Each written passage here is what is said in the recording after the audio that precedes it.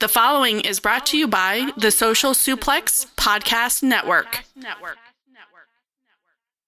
G'day world, this is the Sniper of the Skies, Robbie Eagles, and you are listening to Keeping It Strong Style.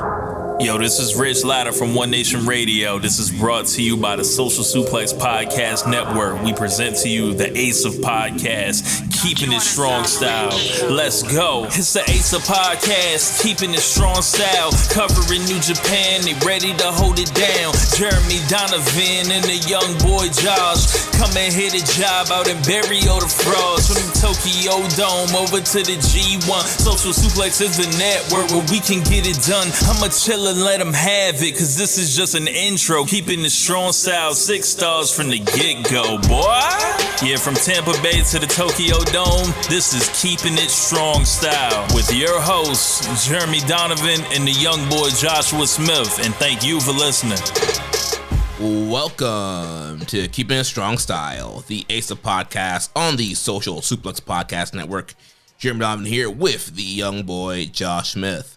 On today's show, we'll review Wrestling Dontaku and cover all its news in the world of New Japan Pro Wrestling. Please support our show by subscribing and following the Social Suplex Podcast Network and Keeping It Strong Style on the podcast app of your choice and leaving a rating and review. You also like all the network's podcasts over at socialsuplex.com. Check out our Chop Tea store, chop-tees.com/KI Strong Style, so you can get your official Keeping It Strong Style merchandise. There's free shipping on every order and 10% off your first order. chop-tees.com/KI Strong Style. If you enjoy this podcast, please consider making a one-time or monthly donation by visiting socialsuplex.com/donate and click on the donate button under the Keeping It Strong Style logo. Young boy, how you doing, man? Been better, but we're here. We're doing the thing. Sound a lot better from last week. Yeah, my jaw was fucked last week, but doing a lot better from that. But yeah. What's going on with you, man? Nothing much, man. Just chilling. Nothing new over here. That's it's not necessarily like the most I don't know, show worthy. You're supposed to tell me like something cool that's going on with you, or something that's like whatever. You're supposed to give me something to work off of. You're like, yeah, nothing. We're here. We're here. Yeah, it's Cinco de Mayo. You have any Mexican food today? Celebrate. We did. There's a local taco shop right around the corner from here that is pretty fire. So yeah, I got myself a Mexican Coke, and we ordered a little fiesta. Had that delivered to us. And the lady that delivered it through Uber Eats, she was Hispanic too. So, keeping it, all on brand here. That's hilarious. Also, you're a little bit delayed too. Yeah, I see that. I don't know what's going on, why I'm delayed. Maybe I'll stop my camera and then start it off again. I don't know. I mean, I hear you fine. I don't know if is it just the audio that's delayed, or is it the visuals? Just the visuals, it sounded like. Yeah, I don't know why there's a delay right now. It's all good. We'll power through here. But yeah, I touched the camera, and I don't know if that fucked shit up. It probably did. Maybe if I touch it again, it will work better. It seems like it might be now. Yeah, I think it is. That's weird. Yeah, I don't really know how that works, but yeah. All right, well, we got lots of stuff to cover this week. Several shows to review, several shows to preview, and it is a new month. So we do have the May Wrestler of the Month and Match of the Month that we got to go to. And it's, I guess, a new show tradition that we just talk about it on the air now, the little segment to determine the May Wrestler of the Month and Match of the Month. Yeah, so I mean, I saw that you had listed Tanahashi, Sweet Boys, Goto, and Takeshita.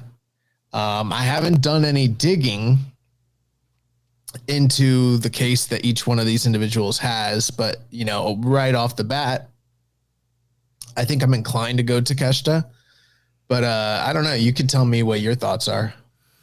Yeah, so kind of my thinking between all these people. So Tanahashi, he's had a lot of singles matches in this month. Several of Young Lions, obviously the Takeshita match, he had the Shingo match, the Umino match. So there was a lot going on for Tanahashi this match. Obviously, they weren't all super quality high-end matches, but there was a lot of volume. Goto, obviously having the title defense, 2 title defenses. He had Dave Finlay and the Umino match, even though the Umino match wasn't great.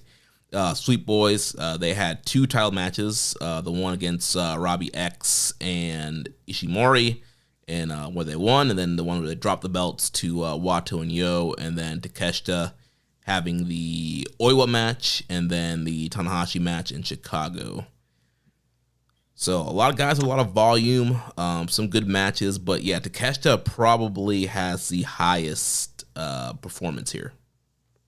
Yeah, and for some reason I was thinking that the ELP match that's in May, I suppose. Yeah, so that was Dontaku, yeah. Gotcha. It's kind of funny. Well, I guess we'll get to it, but I sort of forgot that they had like the highest rated match of the G1 last year. Yeah, that match was incredible. Like a 5-star classic. Yeah, I think for me, it's going to be Takeshita here. First time. I think it's not the first time he could have. Did he win it during the G1? He might have. I feel like I need to be a little bit more judicious and like go back through the archives and compile the winner of these awards so we can like have it listed somewhere. But yeah, he might have. I'm not sure. But yeah, I don't know. I my gut just tells me Takeshita. To me, it's coming down to either Takeshita or Sweet Boys. And I feel like he peaked higher, was a little bit more consistent, had the big victory on the, with Goto, it's like, it's not all his fault, but it's kind of hard to give him the credit when that was one of the most abysmal IWGP title defenses I can ever recall. Very possibly, I can't say for sure, but putting aside those IWGP title defenses that Scott Norton had on Nitro back in the day, that might be the literal worst IWGP title match on U.S. soil.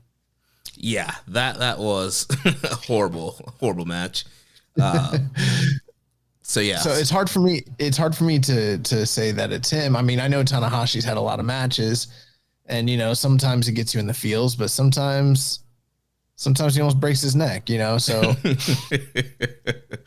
yeah. I don't know. I think we got to go Takeshita here, honestly. Yeah, I'm good with that. So May Wrestler of the Month, Takeshita, and then for the match of the month, there's a lot of good matches, but I'm thinking Tanahashi Takeshita was probably the best match in April. I guess you could throw out Despy, and who did Despy face this in April? Was it Akira? Despy Akira match. There was was it not Clark Connors? Oh, that's right. Yeah, the hardcore match. Yeah, with Clark Connors. Then Sweet Boys against Robbie X and Ishimori was a great matchup from the month as well. But I still think that Takeshita and Tanahashi, I think, peaked the highest. Tanahashi's last match in the U.S. That's kind of a really big moment there. Look, I'll go on record and say this. I personally think that the Gabe Kidd Tomohiro Ishii match was better. Yes, that match was incredible too. But for whatever reason, people are not as high on the match as we are. It is perplexing. Maybe it's a situation where I need to go back and rewatch it on the screen to see what everybody else was seeing. But like, to me in the building, that was the match of the night. That being said, I think that this is a pretty solid pick for match of the month. Is the Takeshita Tanahashi match, because the emotion, the importance of it, and the reception across the board has been so high. So, it makes a lot of sense to me. Yeah. So yeah, I think the emotional kind of overweighs a little bit for Ishii and Gabe, even though I think that match was incredible.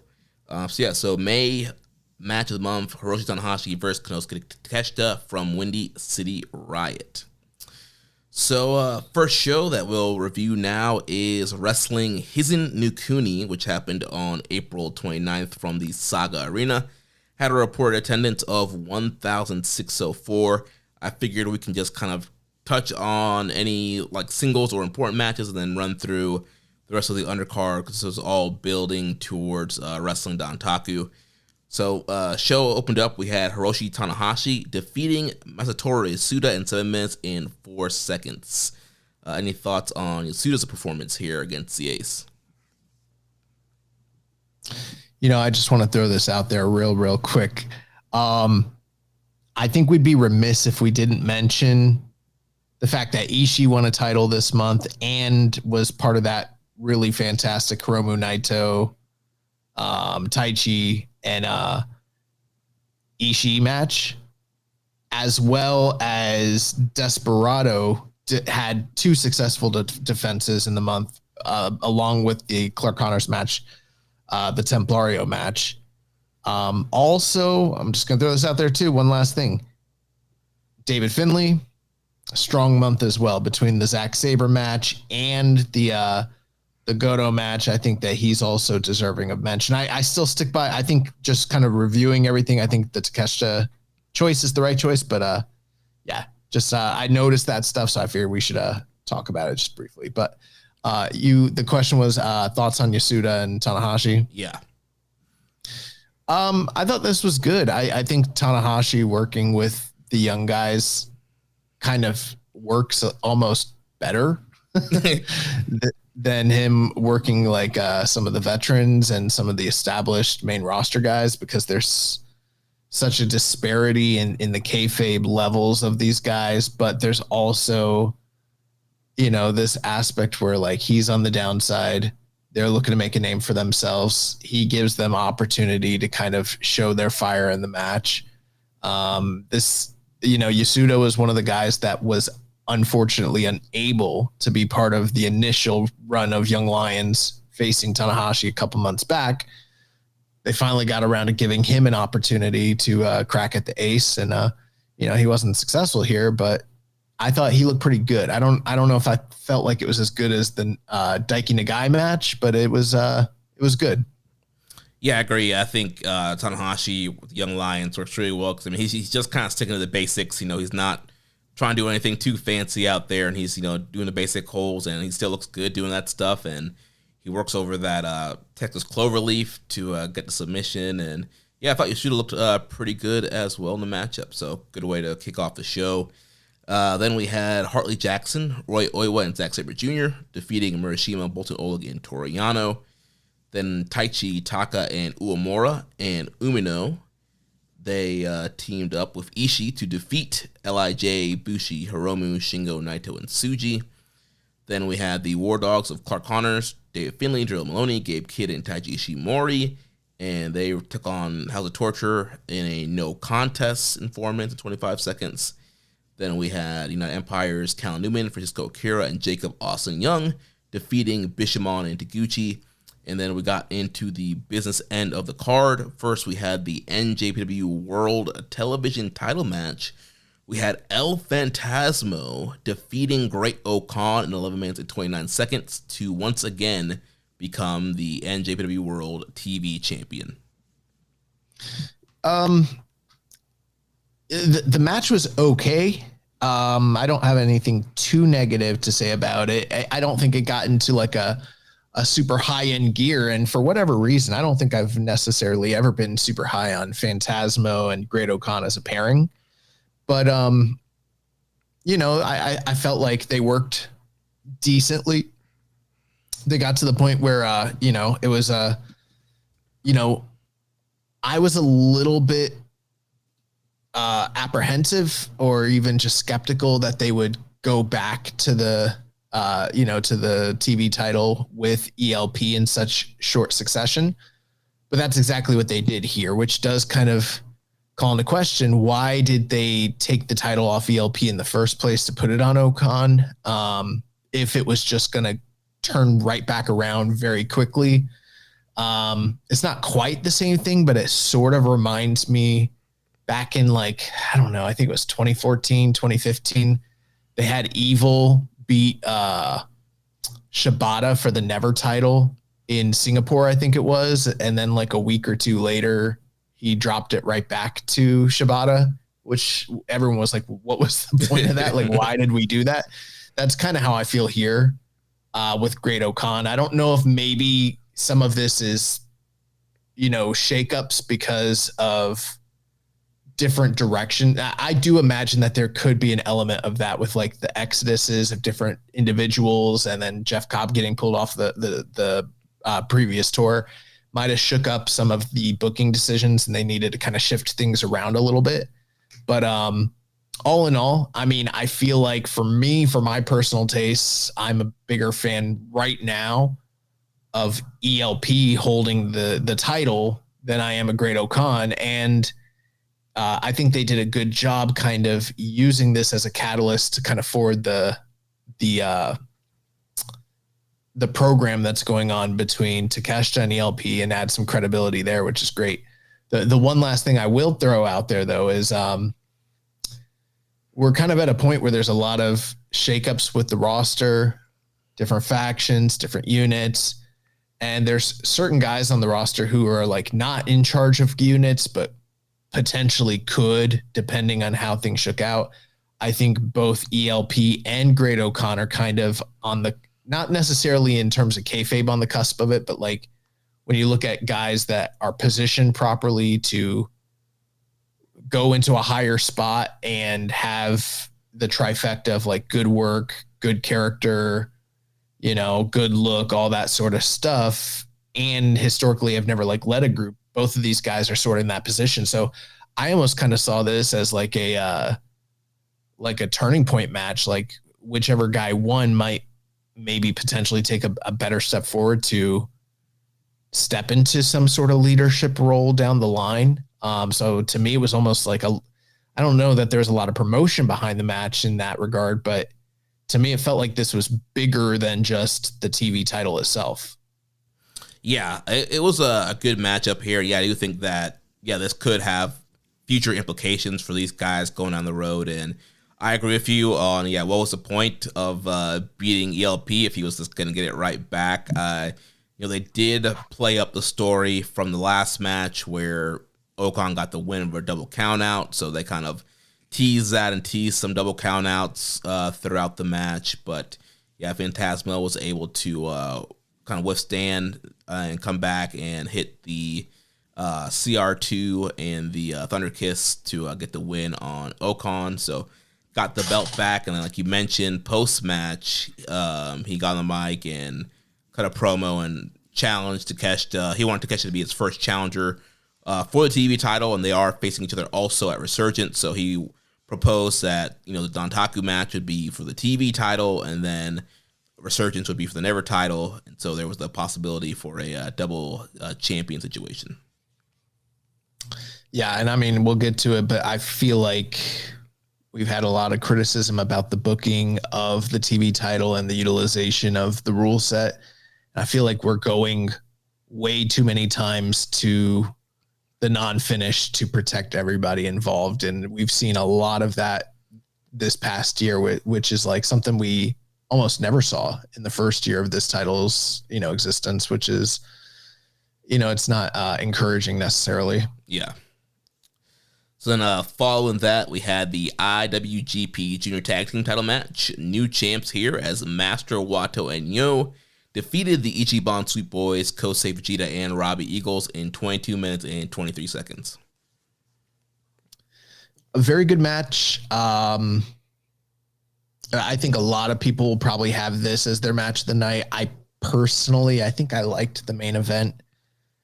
They're probably right in the same range of quality. So two really, really good junior matches at the top, which this is the second time this month where the junior tag and junior heavyweight title have headlined a show together. And I'm wondering if that's kind of like a initiative that's taking place. Like they're going to continue to market that way. You know, I don't know.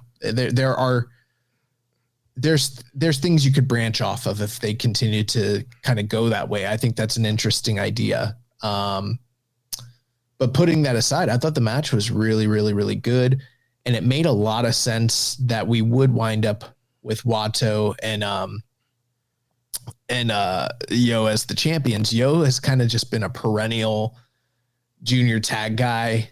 You know, every time, for better or for worse, every time he's about to kind of break out, there's an injury or there's something that sort of is a snafu or a snag.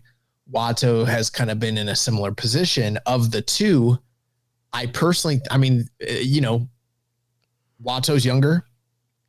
He's got less tread on the tires, or more tread on the tires, I should say. He's got less miles on the body. And I think he's still a guy that at this point in time, I don't ever think he'll be the ace of the junior division, but I think there is a story to be told and a payoff to be had when it comes to elevating him to being like a top guy in the division. Hasn't happened yet, but I think that this title win is a strong step in the right direction to kind of add some credibility there. And so last week when we did our predictions, we said that we thought that this title could change hands for that very reason, because normally the logic would be whichever team you don't see having a shot at all, they should be the ones that win. And maybe that logic does apply here, but to me, it really doesn't. To me, because it's the junior division, we've seen double champions so many times. I'm going to reiterate the point. I think that putting these titles on these two guys adds credibility to both of them, but more importantly to Wato as potentially having a strong run through the Super Juniors.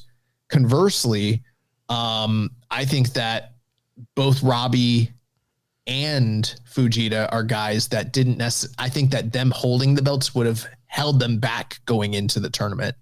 Now that they have that off of their shoulder, they can both sort of focus their individual energies on the tournament field that's in front of them. So I think it's a win-win across the board. They had a really, really, you know, strong, semi-lengthy title run, some solid title defenses, and now we're going to go with these guys. And I think Wato and Yo, they're kind of like a mishmash of, you know, strange bedfellows, but they're both kind of, they have commonality. They're both in Hantai. And I don't really necessarily see them holding the titles for a super lengthy amount of time. But I think that this is the right call to get us to where we need to be for Super Juniors. Yeah, totally agree with everything like you mentioned, we mentioned last week. And yeah, I would love to see Robbie Eagles or Fujita get into the finals of the tournament and make a good run of the tournament. And yeah, those tag titles can kind of hold people back in situations like that. So hopefully this does mean that we'll see those guys go super deep into the tournament. Wato and Yo, like you mentioned, this gives them both credibility, gives them something to do.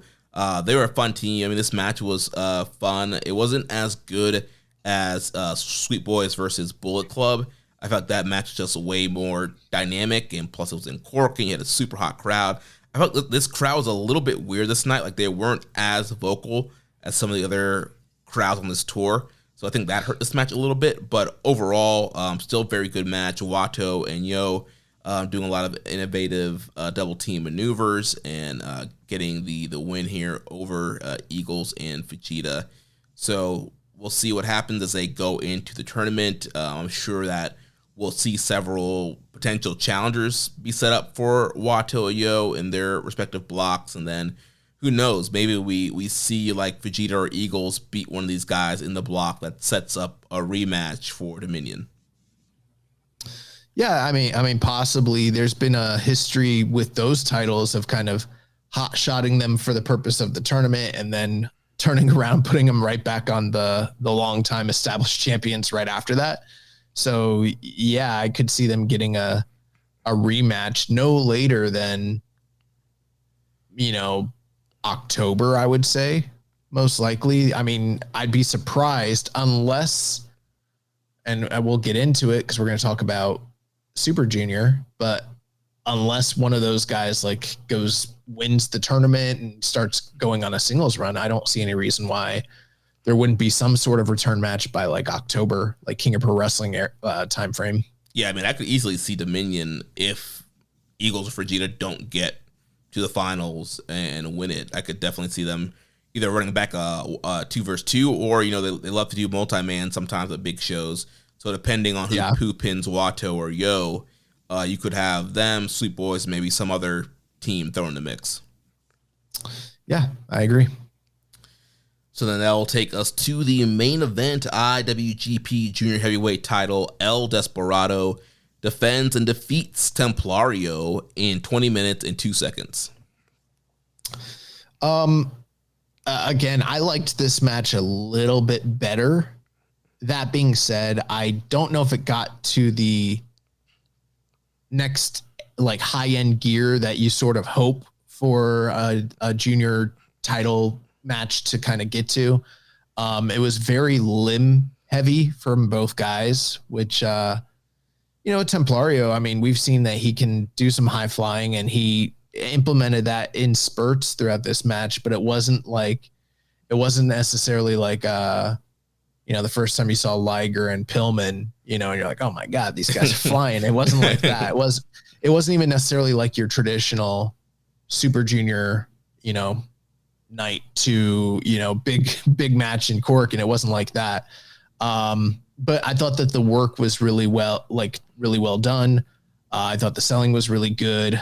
The crowd, I felt like got a little bit more up for this match than they did the other matches on the evening. But I agree with you. I think that this was a little bit more of a docile crowd than some of the other towns and arenas we've seen throughout the tour itself. But the thing with Despy is he has a long history working with a lot of different styles, especially with the luchadors. And I thought these two guys meshed well. They had good chemistry. And I feel like down the road, there's probably a better match to be had between them.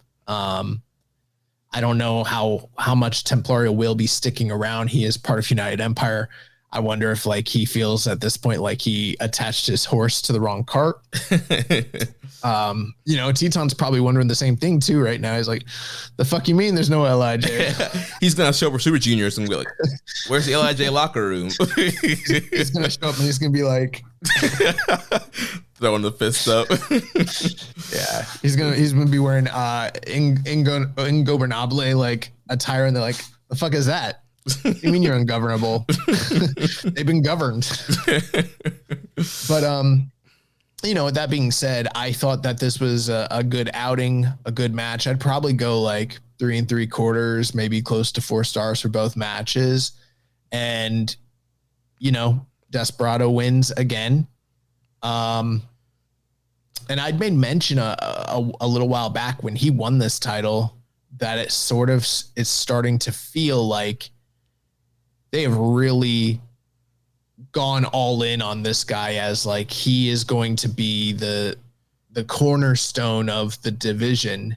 And that's what we're kind of seeing come to fruition. Like he's turning back challenger after challenger after challenger.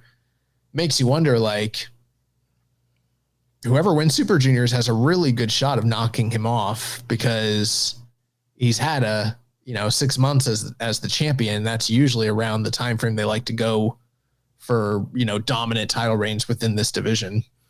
Yeah. It will be interesting to see how much longer he does hold it. Obviously, there's a story there of Doki, whenever he comes back from injury, to challenge for a championship he never lost. So maybe you have Despy hold it until Doki can come back, or whoever wins the tournament, maybe they knock Despy off, and then Doki comes back to challenge that person.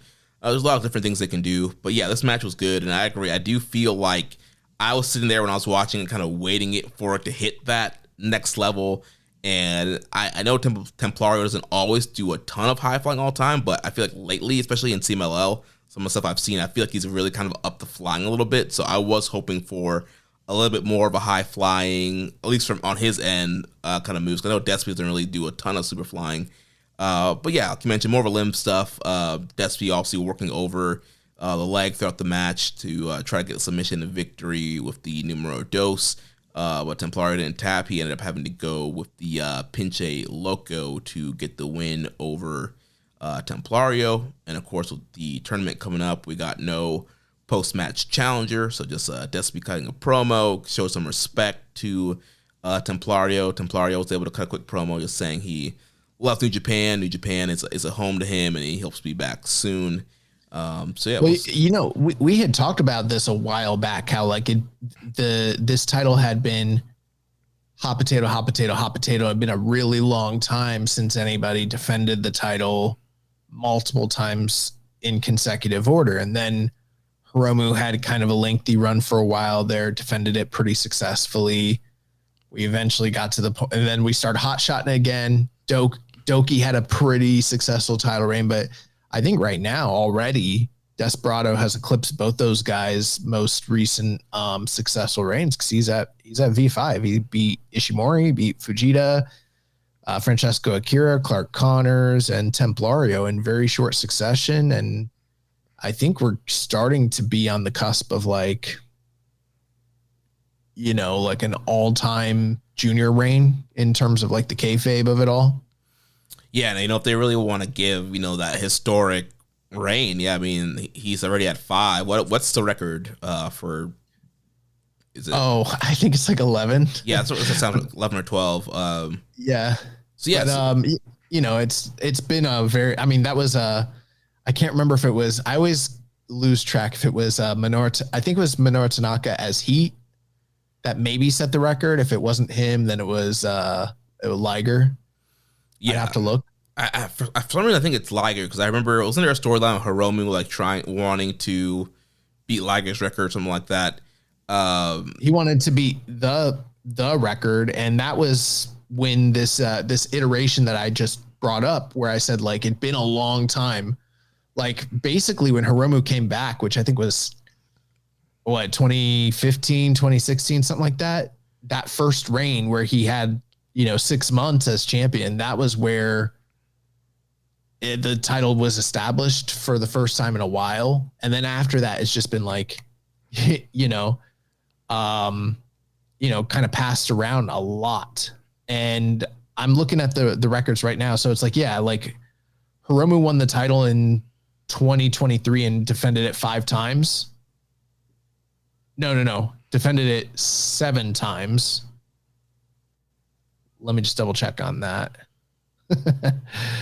Yeah, he had 7 defenses, which was the most in a really, really long time. Because prior to that, he had defended it 4 times in 2017. So it'd been like from 2017 to 2023, nobody had a lengthy reign with multiple title defenses. And then Doki last year had 4 title defenses. Now Despy's sitting at 5. So we're kind of getting back to a period where we're starting to add a little bit of length and prestige to the belt, because it just hasn't really had too much of that in a long, long time.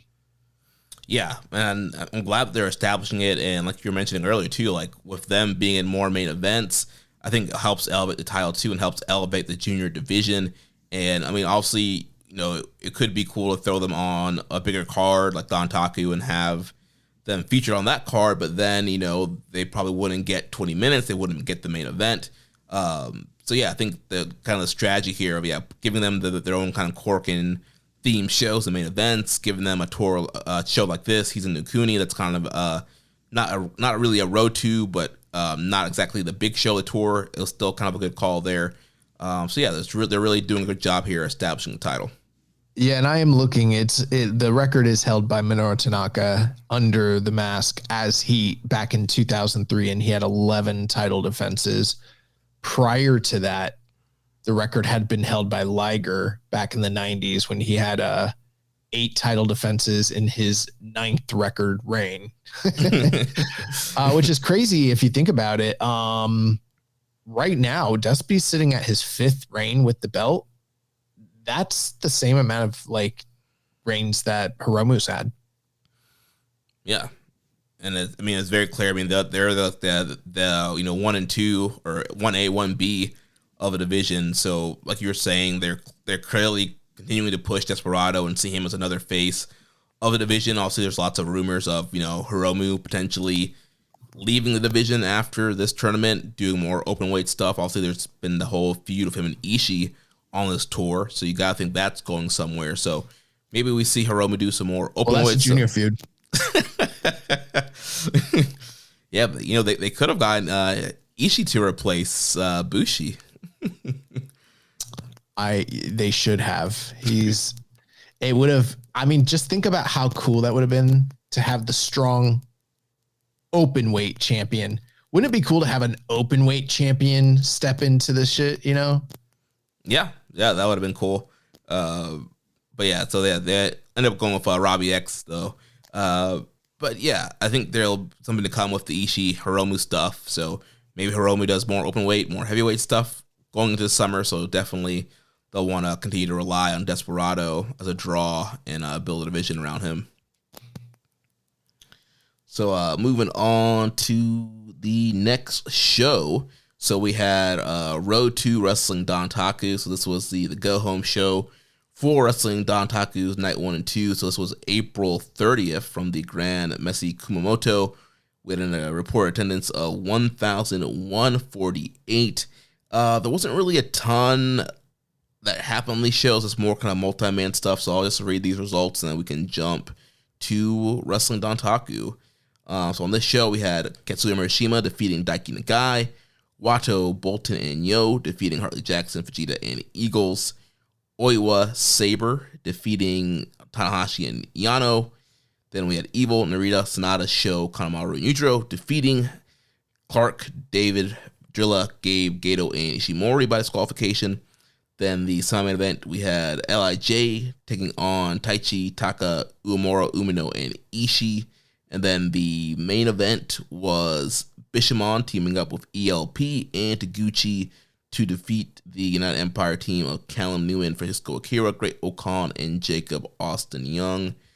Before we move on, Josh, did you have any thoughts or any comments from that Road 2 show? I'm going to take that as a no since you are away from the camera right now. So that was the Road 2 show. We also had the Best of the Super Junior announcements on this show. We'll get to the block announcements and the first couple of nights after we review these 2 nights of Wrestling Dontaku. So we had Wrestling Dontaku Night 1 was on May 3rd in the Fukuoka Convention Center. We had a reported attendance of 2,903, and this is up from last year's 2,440, where last year we had that main event of Nick Nemeth defending the global title against the ace Hiroshi Tanahashi. So good numbers here up from last year. Show opened up, we had Katsuya Murashima defeating Daiki Nagai in 7 minutes and 26 seconds. So continuing to see Murashima just beat Daiki Nagai like a drum. Any thoughts on these guys? You love to see it, Yeah. One of the greatest things that can happen in a wrestling feud is just one dude that cannot beat the other dude, and it doesn't matter what the fuck he does. Like that other guy just has his number, Yeah. So poor Daiki Nagai's guy has a lot of fanfare. Lot of. Oh, I missed a comment. Oh, this came in. Rambo says the be my guy, always dodging the tough questions. What did I dodge? No, I asked you something, but you were off camera and muted. Oh, well, what's the question? No, I just asked you if you had any thoughts about the Road 2 show before we jumped into Dontaku. That'd be a big negative. I mean, it was fine. It was a Road 2, and it was full of multi-man matches with very little major necessity like viewing. So it was a fine little show. I'm sure the people that were there live enjoyed it. Yeah, there was only so many times you can see War Dogs and House of Torture do some kind of no DQ, no contest angle, and it was just like at this point it was just kind of ready for the big shows to happen.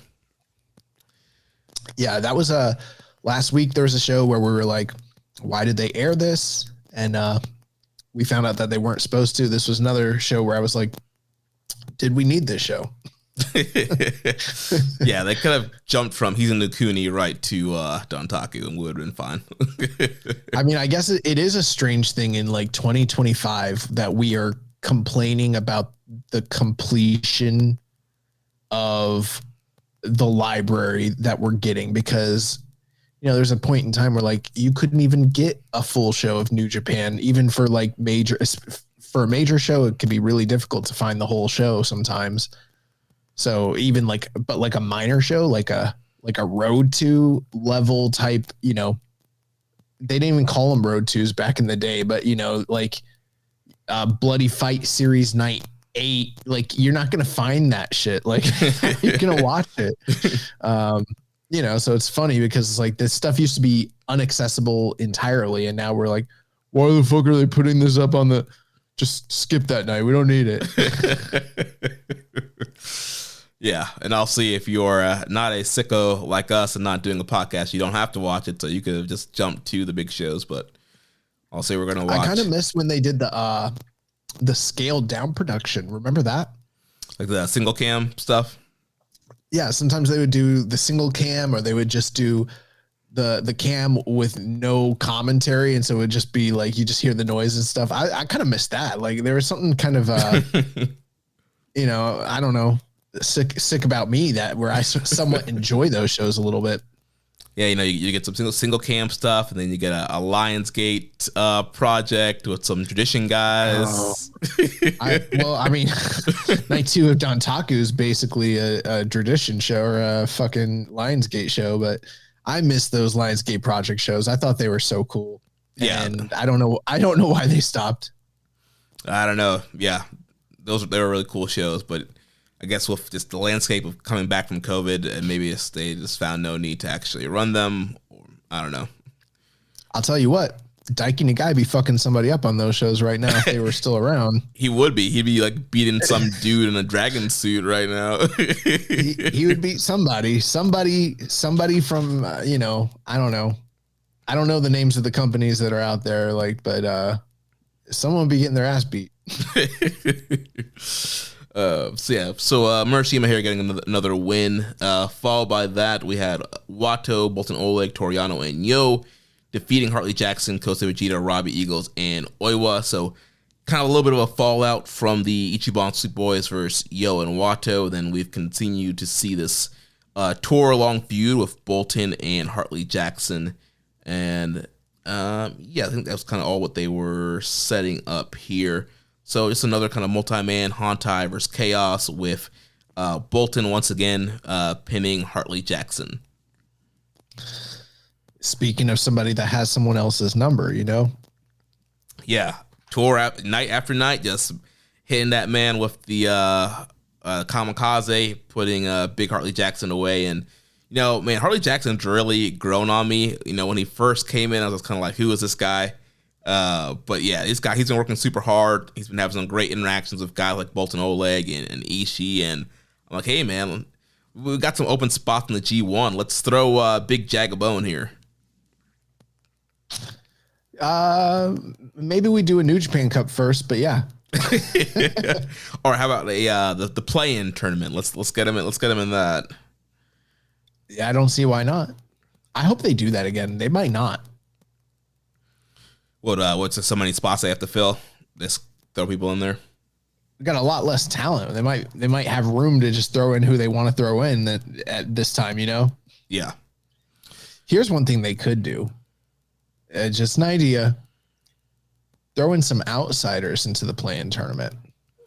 That would be interesting.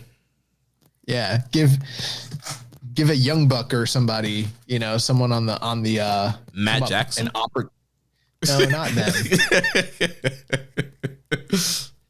But throw one of the young up and coming guys and from the outside groups an opportunity to like work their way into the G1 sort of thing, Yeah, or kind of give it as a almost as a false promise of like, yeah, we're gonna use you in the G1, and then they get there to the qualifier. No, they know it. They know that they're not. They know when the G1 is. It's it's July and August. Yeah. They're gonna have questions when they're like, "What? This isn't the G1. It's in June. What the fuck are you talking about?" Yeah, this is on. What's that tour that it's on now? That Summer Struggle or whatever it was called. They're gonna be like, yeah, what's going on? I don't think it's been called Summer Struggle since like the pandemic, but yeah, that same like time. What did they call it last year? It was, so I'm trying to remember. I don't remember. Oh, Seoul, New Japan Seoul. Yeah, that one. So so I'll be down for Harley Jackson getting into that. So following that, we had Taichi, Taka, and Yuya Uemura teaming up with Tomohiro Ishii, and they defeat the LIJ team of Bushi, Hiromu, Naito, and Tsuji. Second to last appearance here for Naito and Bushi as contracted New Japan Pro Wrestlers.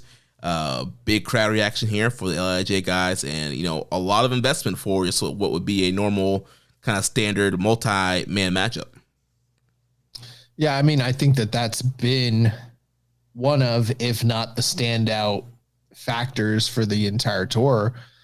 We talked the other week with a friend of the show, Fraser, and he was on here just, talking about how the ticket sales had gone up and a lot of people that he knew were, spending their money to follow the tour so that they could see all the final matches of Naito and LIJ, during this period of time. And it's definitely reflected in terms of the energy from the crowd and the kind of like elevated effort from the guys, even if, Naito can't be bothered to take his shirt off. Hey, they're getting the multi-man Naito experience. They're getting the authentic Road to multi-man experience from Naito. That's correct. So fun matchup here came down to the end with Taichi and Bushi facing off. Taichi hitting the dangerous backdrop suplex on Bushi to get the win for the Hantai team. And Taichi and Ishii continue to build momentum as they prepare to challenge Newman and Okan at some point in the future. And following that, we had the team of Bishamon teaming up with Taguchi to take on Callum Newman, Great Okan, and Jacob Austin Young. So the final preview here for the following night's world title match. Too much ass play for my liking. Well, it's Ryusuke Taguchi in 2025, so that's what you get. They do the drum thing, and he's drumming on the butt instead of the back. Yeah. I did like on commentary, Charlton really trying to help Jacob Austin Young out and kind of saying, if he can beat a guy like Taguchi, that could potentially open the door for him into next year, Super Junior, and kind of get the committee's eyes on him and future placement in the division. So even though, he's just kind of been on the tour, I feel like Charlton did a really good job of making his involvement in the match kind of important here. Yes, ideally, had Jacob Austin Young been successful in dispatching of Taguchi, that might have been a contributing factor to him being able to get into a tournament, but unfortunately, it didn't quite work that way out for him. So, yeah.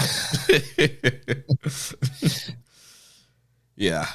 Bishamon here, they hit the Shoto on Jacob Austin Young and got the win there. And yeah, I don't know what the next step is for Jacob Austin Young. I feel like, he's kind of been there for a while now, kind of almost in that young lion role for the, kind of took Callum Newman spot in that young lion role of the Empire. And they're beating him like a drum. Yeah, he thought he might have been Super Juniors, but no, he's still kind of doing this undercard stuff. So I wonder when they're going to, do anything with him.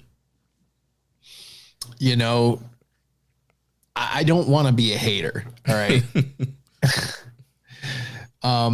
Because I know he's doing his best and he's living his dream, and it's, so I'm not trying to be too critical, but I'm just going to say it right now. I could totally see a scenario where, let me put it to you this way. Bullet Club needed a Chase Owens. So, Jacob Austin Young LIJ needed a Bushi. There comes a point in time when you're building a roster of guys where you have to not just have killers. You've got to have somebody there. Now, if it was me, if I'm being totally honest, I would bring in Lord Gideon Gray, and I would pay him all the money in the world. Whatever the fuck they're paying Jacob Austin Young, they should pay that money to Lord Gideon Gray. And in fact, if I was Jacob Austin Young, I would be doing it. And if he's listening right now, if I was you, sir, because I'm just giving you some career advice, do whatever the fuck you got to do to get Lord Gideon Gray back to Japan, because he is your out. You have to get somebody underneath you so you can be elevated. Otherwise, what's in the cards for you is you're going to be the Yujiro of this group, and you don't want to be the Yujiro of this group. You'll be the crown jewel of the United Empire.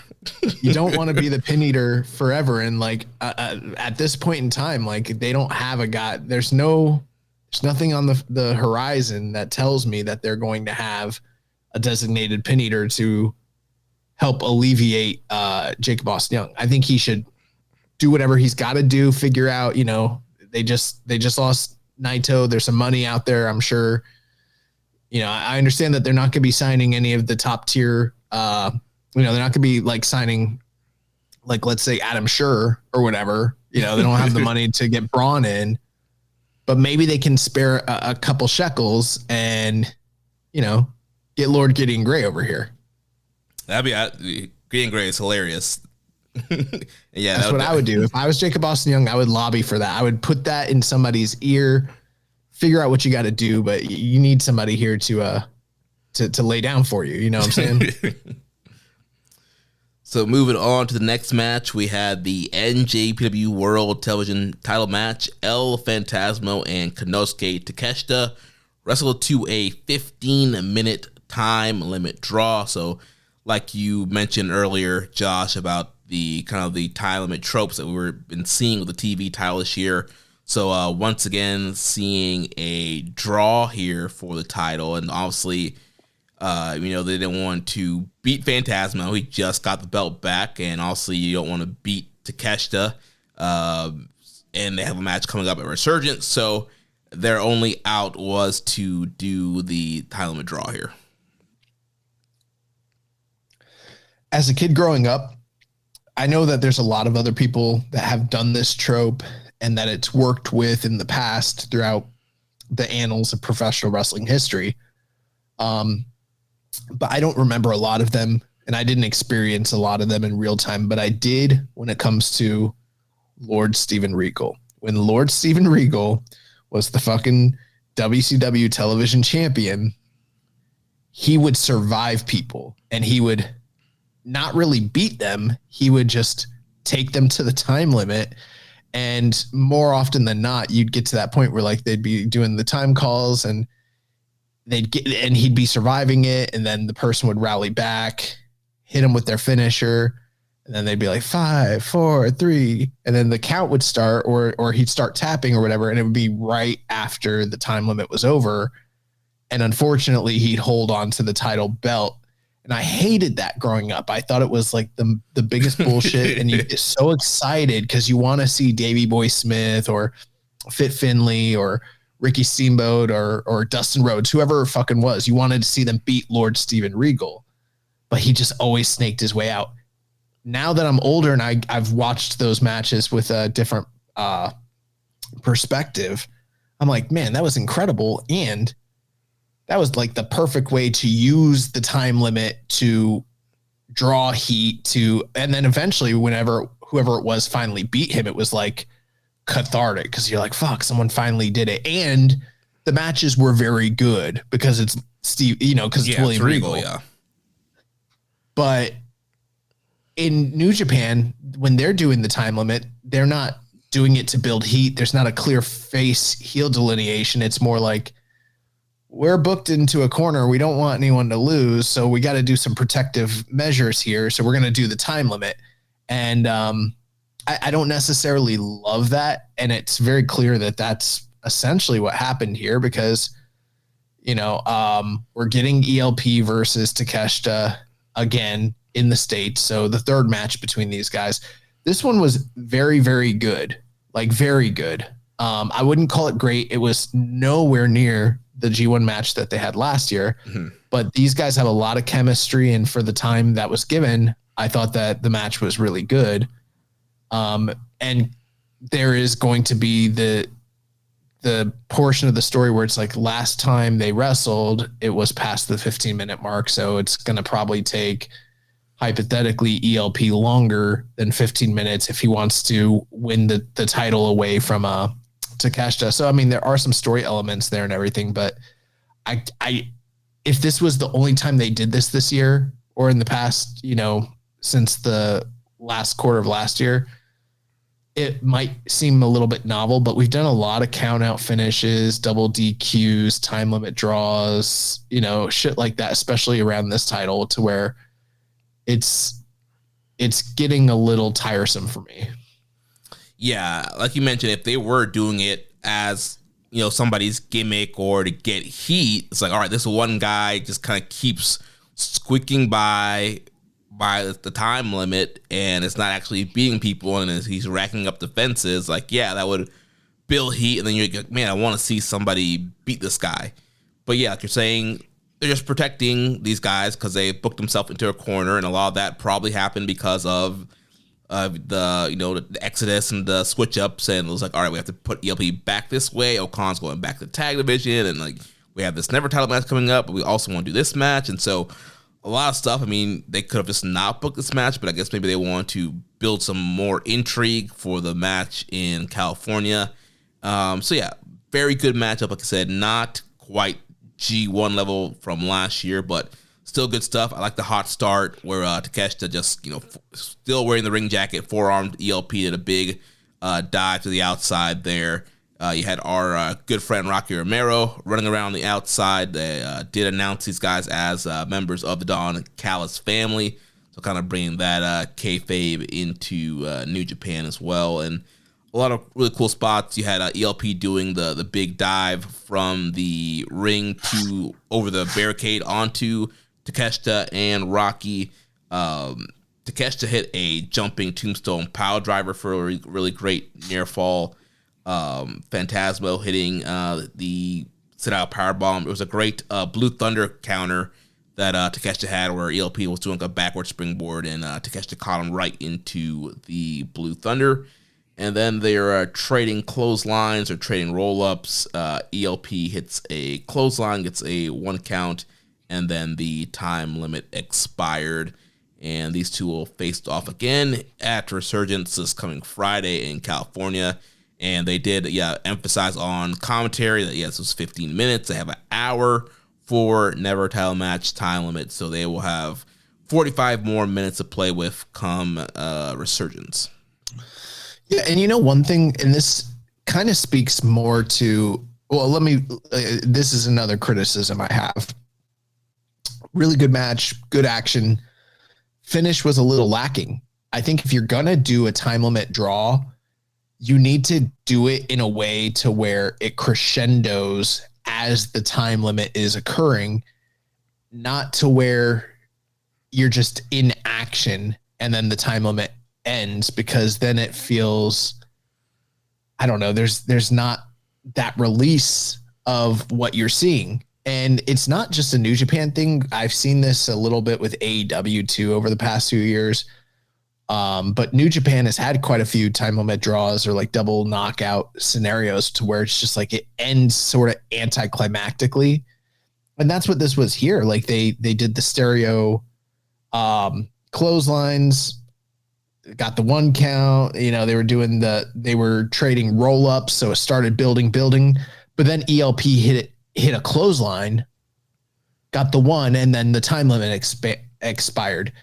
What you want to have happen there, and I don't really care which guy it was with, although I think it makes more sense for it to have been ELP. You want ELP to be on the cusp of winning the match or potentially winning the match when the time limit expires.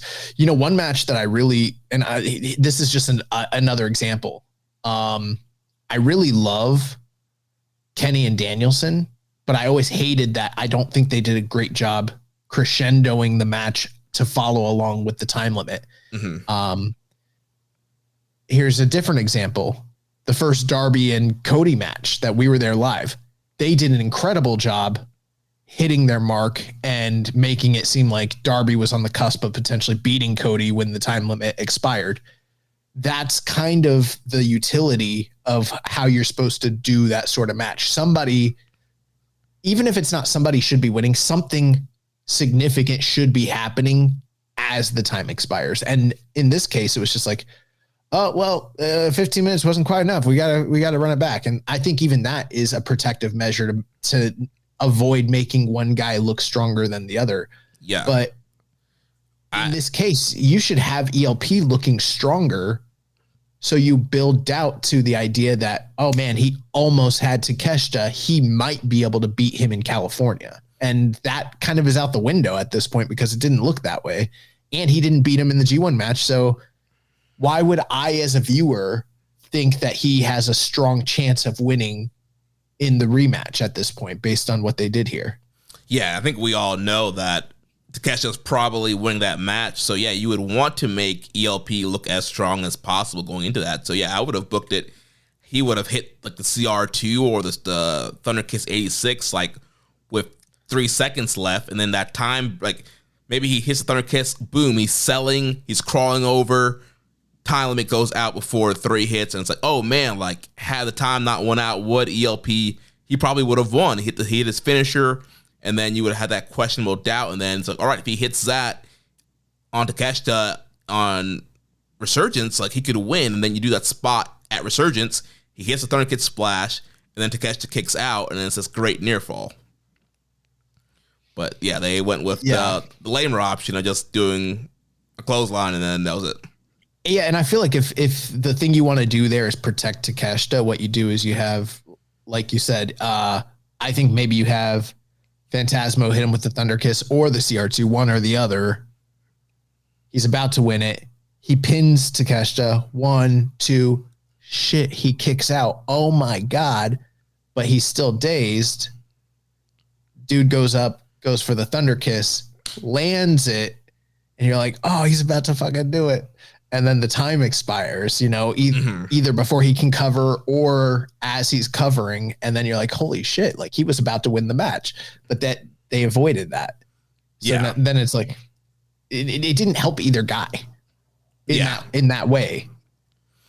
Yeah, it just kind of felt like the match kind of cut off at the halfway point. It's kind of what it felt like. Like they had their planned match and it got stopped. And you know what? That's how a lot of these matches, these 15-minute time limit TV title matches, they feel like guys who are still doing their regular full-length match within they're trying to cram it into a 15-minute time frame instead of creatively developing a whole new style of match. You know, and I know a lot of people gave grief to Zach when he was champion, but say what you will, he figured out a way to do the Zack Sabre Jr. match effectively within the confines of a 15-minute time. It might have always gone past 12 minutes, but it was always effective. It always worked. And he's a guy that most people don't consider him to be an effective wrestler given a short time frame. They think he needs a little bit more space to kind of tell his style of story, but he was able to figure it out. I don't know why these other guys can't creatively develop a compelling, fast. I think that's the thing. In order for you to do it, you have to work faster. Yeah. You got to work harder. You got to work faster. And they're not doing that. They're still working the same style and the same pace as if they were going to wrestle 25 minutes. They don't have 25 minutes to do it. Yeah, this should be treated like the high-speed title in Stardom. Like the high-speed matches are a completely different style to their regular red belt, white belt, main event styles. Like it's super high pace. You're getting all these quick near falls. Like the matches are super short. Like you'll have like a 5-6 minute high speed match and it'd be excellent. So yeah, they should be kind of trying to take that model and using it with the TV title where it's like, all right, we know we don't have 60, we don't have 30. We got to go out there and we need to try and win this match as quickly as possible. They should be hitting, bigger moves at the beginning. There should be more quick roll-ups and near falls and just this kind of urgency, this speed to try and get the match, try to win the match as quickly as possible because you only have 15 minutes. Mm-hmm. But I feel like we've been hitting that bandwagon for a long time now of trying to get these matches to be faster, but is what it is. Got our time limit draw. Got a rematch coming up on Friday. And speaking of Zack Sabre Jr., he was in action next here, defeating the ace, Hiroshi Tanahashi, in 13 minutes and 7 seconds. Yeah, I mean, maybe not as good as many of the other Zack and Tanahashi matches, but very much on the upper end of echelon of late stage Tanahashi matches that he's had recently.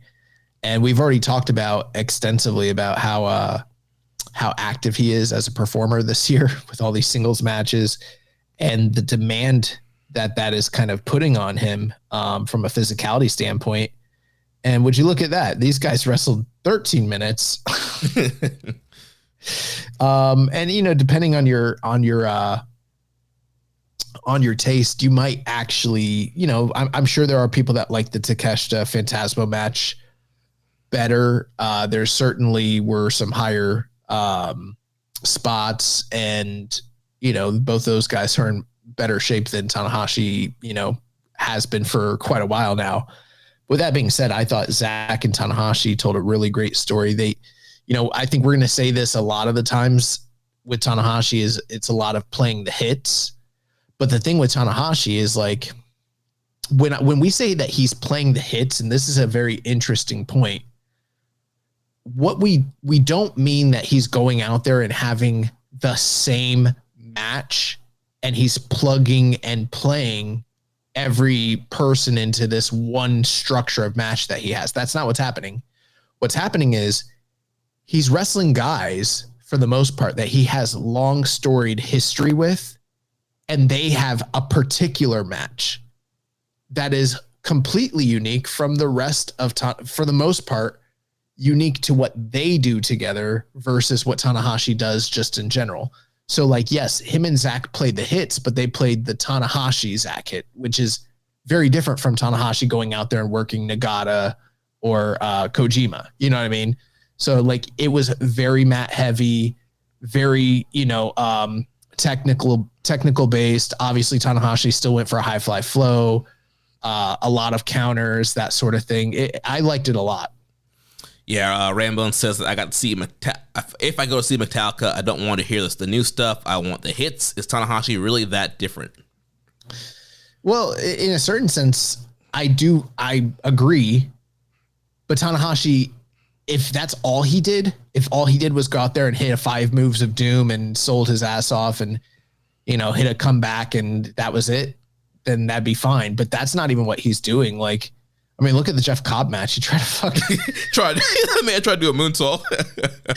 He is doing pretty cool and unique things for his skill set with each and every individual person he's wrestling. I think that he's putting a lot of thought and effort into what he's doing in these matches each time out.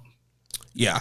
And yeah, I really enjoyed this matchup. I think that Tanahashi and Zack just have really great chemistry, and obviously this match not peaking as high as their other stuff, but still just really good mat wrestling, exchanging of holds here towards the end. Tanahashi hits a sling blade for the near fall, hits the top cross body block. He then goes for the high fly flow. Zack gets the knees up. Zack locks in a triangle choke. Then they start trading roll ups. Zack applies a sleeper. Then he hits a spinning Zack driver to get the win here and ties their rivalry up to 7-7. So yeah, really good stuff here from Zack and Tanahashi. And Zack has been picking up some wins lately in the singles area, and we'll see why come the end of Dontaku Night 2. But really good stuff here from Zack and Tanahashi. An interesting thing here is like I know it's just recency bias sort of thing, but I just wanted to kind of see where this particular match stacked up according to Cage Match along with the rest of their series. And I personally probably would have ranked this as like their worst match of all time, but it's not ranked that way on Cage Match. It's out of the 14, they have it ranked 12. They have both 2024 matches, the one from Wrestle Kingdom and then the one from the US, the Strong Show from Strong Resurgence. They have both of those listed a little bit lower, but you know, their matches range from a 9 to 7. With most of them being in the 8 range. Like that's a pretty stellar series of matches between these two guys.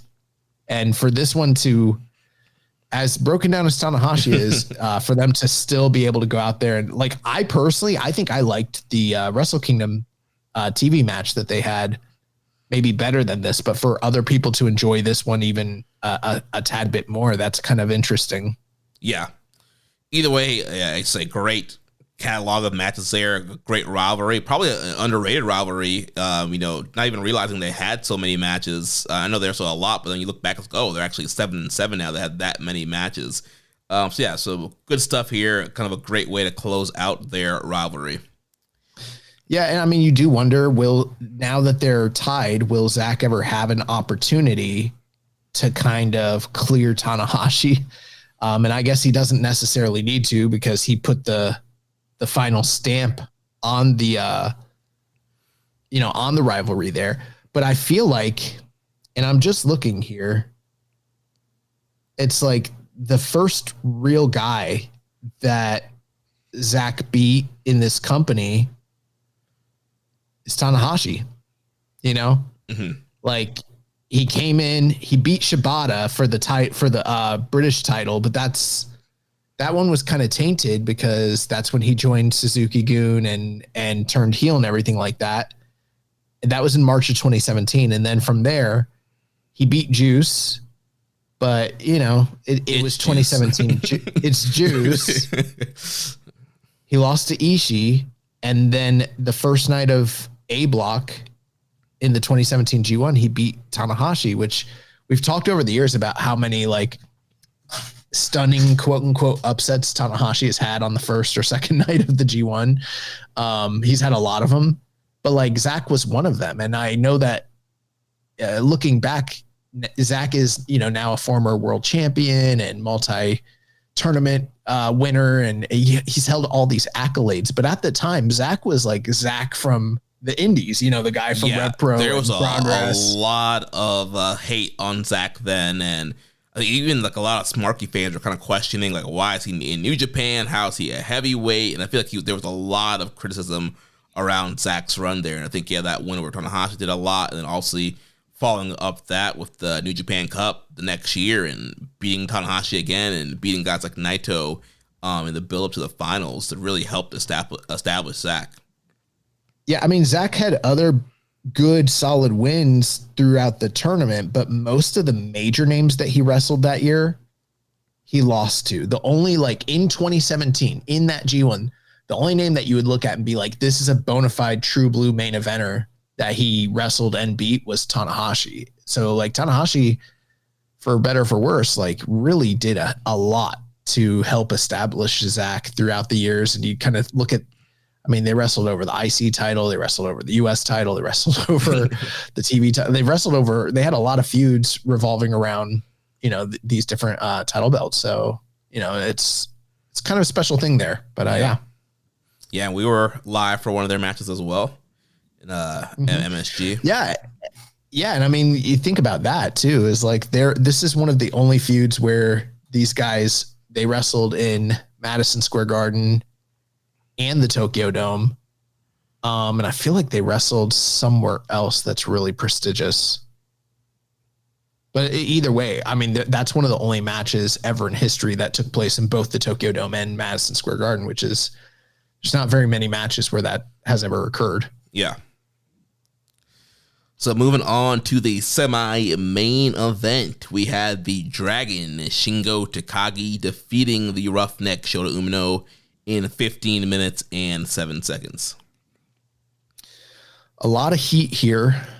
I haven't necessarily been watching the backstage comments, but people have been talking extensively about the comments that Shingo's been making and sort of the frustration that seems to be on the surface between quite a few different things that have gone on here, like this feud that's kind of taken place with him and Shota Umino, and so some of the real world, whether it's real or, worked shoot, I don't know, but the stuff with the monkey tweet that went out and how that has kind of played into the fabric of this story. And then, Naito and Bushi leaving and where that sort of leaves Shingo in terms of like their partnership and their history with one another, and him also kind of having gone on this kind of extended losing streak in big matches and big spots over the past year or so. And it seems to kind of be boiling over into like a bout of like frustration and anger. And he sort of is starting to take that out on Shota Umino. And I'm here for it because he was fucking snug all throughout this match with Shota. Yeah, Rambo into Shingo's letting him have it. Added a lot, like when Gabe kicked Shota's ass in the G1. Yeah, and I love when realism, in terms of in-ring action, kind of works its way into the actual match and kind of can be felt and seen and heard and that sort of thing. But then there's this kind of deeper level where it's like, Shingo has sort of been this odd man out for so many years now. Like he really helped carry the company on his back during their most recent trying time during the pandemic, established himself as this very well-respected, beloved world champion, headlined the Dome, dropped that title right around the time crowds are coming back, then sort of got relegated back to the never level guy and has, yes, he has had main events. Yes, he's had title shots and that sort of thing, but he really hasn't ever been treated or considered since 2021 as like a guy that could be worthy of like carrying this company. Mm-hmm. I don't know if that's necessarily where this story is leading, but something is clearly happening with the shakeups that are taking place. LIJ is over. There's this long time bond with him and Naito, with the fact that they were both, preceding their time in New Japan together, Animal Hamaguchi trainees. And it was Naito that, recruited Shingo away from Dragon Gate to come here and ply his trade. And, I think he's mentioned in the backstage comments sort of like a feeling of betrayal that sort of exists there. And there's an anger that is starting to kind of like bubble to the surface. I feel like we're on the cusp, potentially. I don't know. I don't want to like read too much in the tea leaves, but I feel like we're on the cusp of like a serious character shift when it comes to Shingo. Mm-hmm. And maybe a hearkening back to more in line with what he was when he was in Dragon Gate. Yeah, I mean, from the opening bell here, he threw a chair at Umino right at the beginning of the match, and there was a lot of brawling throughout the match. They were brawling over the floor, and yeah, they were definitely working really snug here throughout the match. And when they're on the outside again, whipping Umino into the guardrails, got the chair again, and was hitting Umino across the back with the chair. And so, yeah, we're seeing this really new level of aggression coming out of Shingo, this edge on him, and a lot of that stuff you mentioned all kind of bubbling to the edge. And also, I think a lot, too, with the whole monkey comment. There's rumors that Umino has some backstage heat from that. I'm sure Shingo really didn't like that either. So I think that also kind of plays into the story and the match. There's a lot of the aggression here. And so, yeah, I mean, this was your narrow style matchup with these guys doing big bombs, big heavy strikes. You had Shingo nailing a headbutt, followed by the sliding lariat on Umino for a great spot there. And Umino, I felt like he did a really good job of hanging in here with Shingo and dealing with the aggression and showing some fire and fighting back. And I feel like Umino did a great job laying his strikes in and kind of staying in the pocket there with Shingo. And then we got towards the end of the matchup here. Shingo hit the Burning Dragon, which is that newer finisher he's been doing, followed by the Pumping Bomber. And Umino kicked out of that for a great near fall. And then Shingo hit a modified Last of the Dragon. It was kind of like a torture rack bomb kind of version of it that looked pretty cool. And got the win there. Umino's nose was busted at the end of the match, and post-match Shingo, he grabbed the ice pack the young lion are trying to put on him and poured it out on Umino, kicked him in the head. So just kind of showing even more disrespect and just left Umino lying broken in his own blood. So yeah, really, really good matchup here. Probably the best Umino match in quite some time, and I thought that he nailed it here with Shingo. And I don't know if it was just because it got personal, but there's obviously that it was just very hard hitting, more aggression, and just felt like there was some hate and heat between these guys. And when you have that hate and heat, it just makes a match and a rivalry all the better. So yeah, really great stuff here. Post-match, Shingo stared down at Takeshita, and that could potentially lead somewhere too. But yeah, good stuff. Yeah. I also thought it was very interesting that he beat him with the Pumping Bomber. He didn't beat him with the Pumping Bomber. Oh. he did a modified Last of the Dragon. I thought he hit him with the Pumping Bomber after Last of the Dragon for some reason. No, so he did the Burning Dragon in a Pumping Bomber. That was a near fall, and then he hit Last of the Dragon, modified version, to get the win.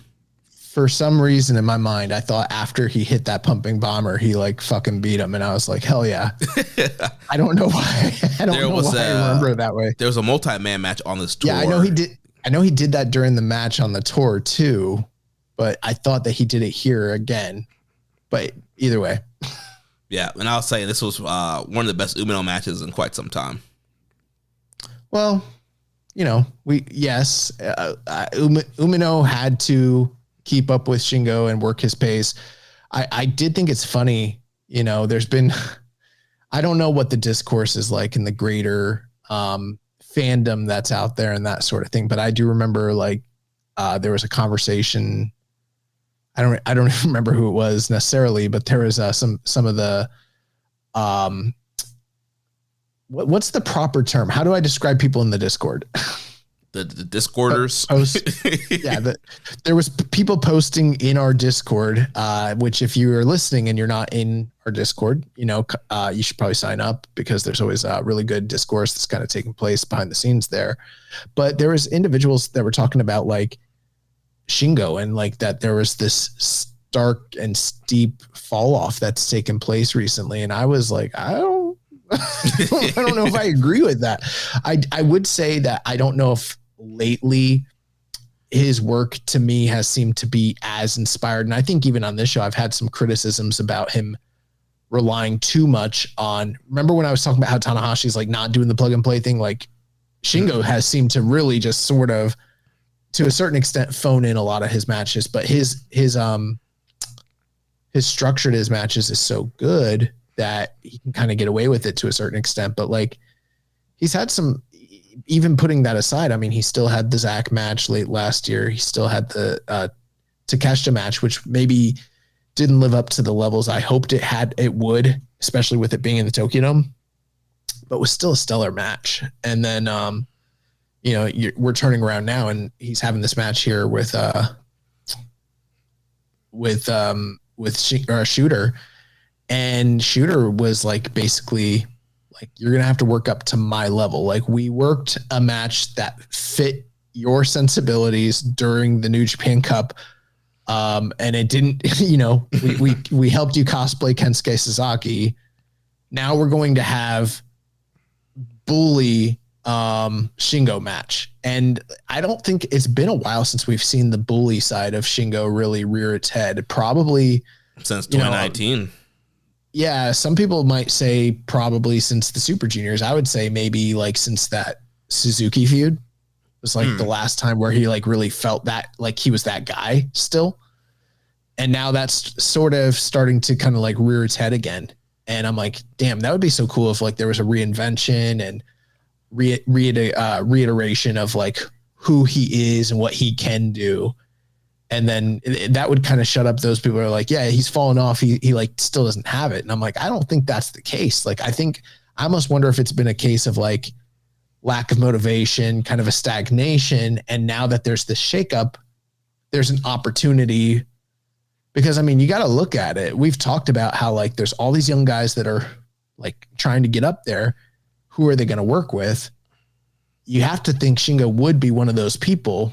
But Shingo in his current form isn't going to fit that utility. Like he sort of needs something more to get him to another level to where he can be accepted as, you know, someone viable in the same way Goto has sort of done that over the past year for himself. I think Shingo might be on the precipice of doing something similar, which is exciting.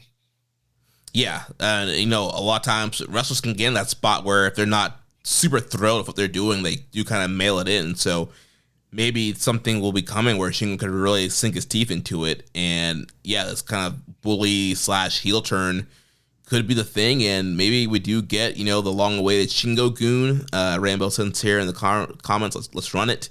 People have been wanting Shingo to kind of have his own faction for a while now. And so, yeah, I think could be a cool shakeup. You know, yeah, LIJ is gone. Chaos is in Hantai. You know, House of Torture, we'll talk about them, what their future is, and you have all this kind of faction shakeup now. It's like, yeah, if LJ's done, let's give Shingo something. Watch this man show up in a singlet. The Dragon Gate singlet. Watch him show up in a singlet. Be like, y'all ready to run it? Let's do this. Yeah, that'd be awesome. So that takes us now to the main event. We had the loser leaves a Bullet Club dog pound steel cage match. And the Bullet Club War Dogs of Clark Connors, Dave Finlay, Joe Maloney, Gabe Kidd, and Taiji Ishimori defeated the House of Torture of Evil, Ren Narita, Sonata, Sho, and Yoshinobu Kanemaru in 26 minutes and 15 seconds. So same cage setup as we had last year during the New Beginning Tour when it was War Dogs versus United Empire. And like we talked about last week, they did end up getting rid of the gauntlet style war game entrance and just ran it from the beginning. You know, personally, Jeremy, I Dan cough in a match for the sickos like me. I really enjoyed this match a lot. I didn't love this match the way that I loved last year's match. I do think it was a great match for sure. And there's probably a lot of things we'll talk about that were, you know, appealing to me. But the first thing I want to mention, because you brought it up, the lack of war games entrances. I feel personally that was a detriment to the match itself as opposed to a benefit. I know a lot of people feel differently though. Yeah, I actually liked how it turned out without the War Games entrance. And I mean, I thought it fit well for United Empire and War Dogs last year. But I mean, at the end of the day, like, this is not really War Games. Like we talked about last week, it looks kind of more like a Cage of Death, CCW style matchup. And so, yeah, I was fine without the entrances. And I felt like a lot of times we've mentioned it before, how the torture matches are good once they're all out there, all the plunders out there. You don't have to wait for the run-ins and all that stuff. And so they're all out there, all doing their thing. And yeah, I like the way it turned out with them not having to do the war game style entrances. Well, my whole thing is with the amounts of time that House of Torture has in the past, you know, utilized the numbers advantage to, you know, to hurt these guys and hurt others. it seemed to me that putting them in a position and a stipulation that would have integrated that into the story, I feel like would have been better. I don't disagree. You definitely get to the full bulk of the action, so to say, by putting everybody in the match at the same time. But here's my problem with it. I personally didn't feel like these guys knew what to do in this environment for the full length of the match. I felt like there were high points, but I felt like there were definitely lulls and low points in the action, which really shouldn't exist in a match like this. I don't think there should be times where the crowd is virtually silent while people are kind of plundering around with nothing of significance taking place. Part of that is probably due to a lack of familiarity to the environment and probably a lack of creativity. To me, now, I think for most people that are against the entrances, I think their main thing is like, they imagine that the match would have encompassed those entrances and then we would have still got the same full match tacked on top of it. So instead of like a 25-minute match, we would have had like a 50-minute match. And that's not what I'm advocating for. I think that the entrances are part of the match and everything that is unfolding should happen within the confines of those entrances. But the utility of it and why it's so important, not only from a storytelling standpoint, but it's the pops. It's the same thing as what you get from Royal Rumble. And the whole reason that, like, for me, watching the first match is like seeing Drilla come out and he's got the fucking forks and like, and everyone's like, oh my God, the excitement of not knowing who the next one is that's going to come out. And then they come out and they make the big entrance and everyone pops and they come in and then it's boom, boom, boom, boom, boom. And people are bumping and feeding and all that. And then the bad guy comes in and that's just such a tried and true, like pattern that it really, to me, I feel like it would have helped liven up a lot of the down points in this match because the match started really hot. Then it got kind of down and then eventually it came back up, but it took a while to really get there. If you know what I'm saying. And to me, I feel like you could gut instead. Everyone's like, well, we needed to get to the full action. I don't think these guys had the creative chops to do everything they needed to do with everybody all in the ring. I feel like it would have been better to have the dynamic of, you know, the advantage, the rescue, the advantage, the rescue, the advantage, blah, blah, blah. Boom. Now everybody's in. Now we can do, now we've got so much foundation laid and they kind of missed out on that. Yeah, I think part of the problem is I don't know if a lot of modern promotions know how to make the entrances work without having to do a super long match. Like last year's match was 64 minutes and 5 seconds. And that one was too indulgent. Which I still think that match was incredible. But yeah, that went super long for some people. And so I'm assuming they probably heard that feedback and were like, all right, we're going to scrap the entrances and just start with everybody in there and do the second half of the match. And so I think that's probably what their game plan was. But I do agree with you. There were some parts where like there was a lot of time setting spots up. Obviously, guys were hurt and selling. And so there were some down periods where that kind of fits better when you do the staggered entrance because you could have like a 2-on-1, the guy's laying there getting beat, and the next guy comes in and clean. So yeah, I think that it would flow better, but I don't know if they know how to make the entrances work alongside of doing the actual match and it not having to be 64 minutes. I don't think it's that complicated, honestly. I mean, I get what you're saying, and I think it's more of like everyone wants to get shine, everyone wants to get their shit in, so they expand the length of the match to do more. But I feel like you can do more with less when it comes to this sort of environment. Now, it certainly got very brutal. It was nowhere, in my opinion, it was nowhere near as brutal as last year's match. It also wasn't nearly as acrobatic, like with the high spots. There were a few, and I don't want to diminish what guys did in here, but it was funny. I was watching this with, my wife. I was watching it and my wife came in and, she's very familiar with New Japan, but, she doesn't watch it all the time with me anymore. And she walks in and she's like, the fuck is that? And I was like, it's a steel cage. She's like, why does it look so dinky? She's like, that's stupid. She's like, it's not even on the K or on the ring, it's around the ring. And I was like, yeah, it's like Hell in a Cell. She's like, yeah, but Hell in a Cell it goes so high, And I was like, they don't need to. Like, it's just, don't worry about it. It's a steel cage. I was like, it's like War Games. It's like War Games. And then she's like, what's the point? It's not even barely higher than the ring post. I was like, it's a little bit higher. She's like, barely. And I was like, yeah, but why does that matter? It's a steel cage. And I'm thinking like, it's a steel cage. It's for violence. It's to keep the action confined and for them to use it as a weapon. And then she's like, I mean, how are they can't even climb that thing. It's going to break. Like, how are they going to jump off of it? And I was like, why do they have to jump off of it? And then it like dawned on me. I was like, oh my God, she sees cage matches from like a Western, like WWE perspective. Like to her, it's like, when are they going to start jumping off of the high shit? And like, I don't think of a cage match like that really very much at all. Like to me, I'm like, when are they going to start bashing people's heads into the cage? When they can start bleeding. Yeah. And she's like, if they jump off that, it's not even gonna be that impressive. I'm like, but it's impressive if they jump off the top rope to the outside, right? She's like, yeah. And I was like, but this is a little bit taller than that. She's like, yeah, but it just looks terrible. She's like, New Japan's down bad. Like,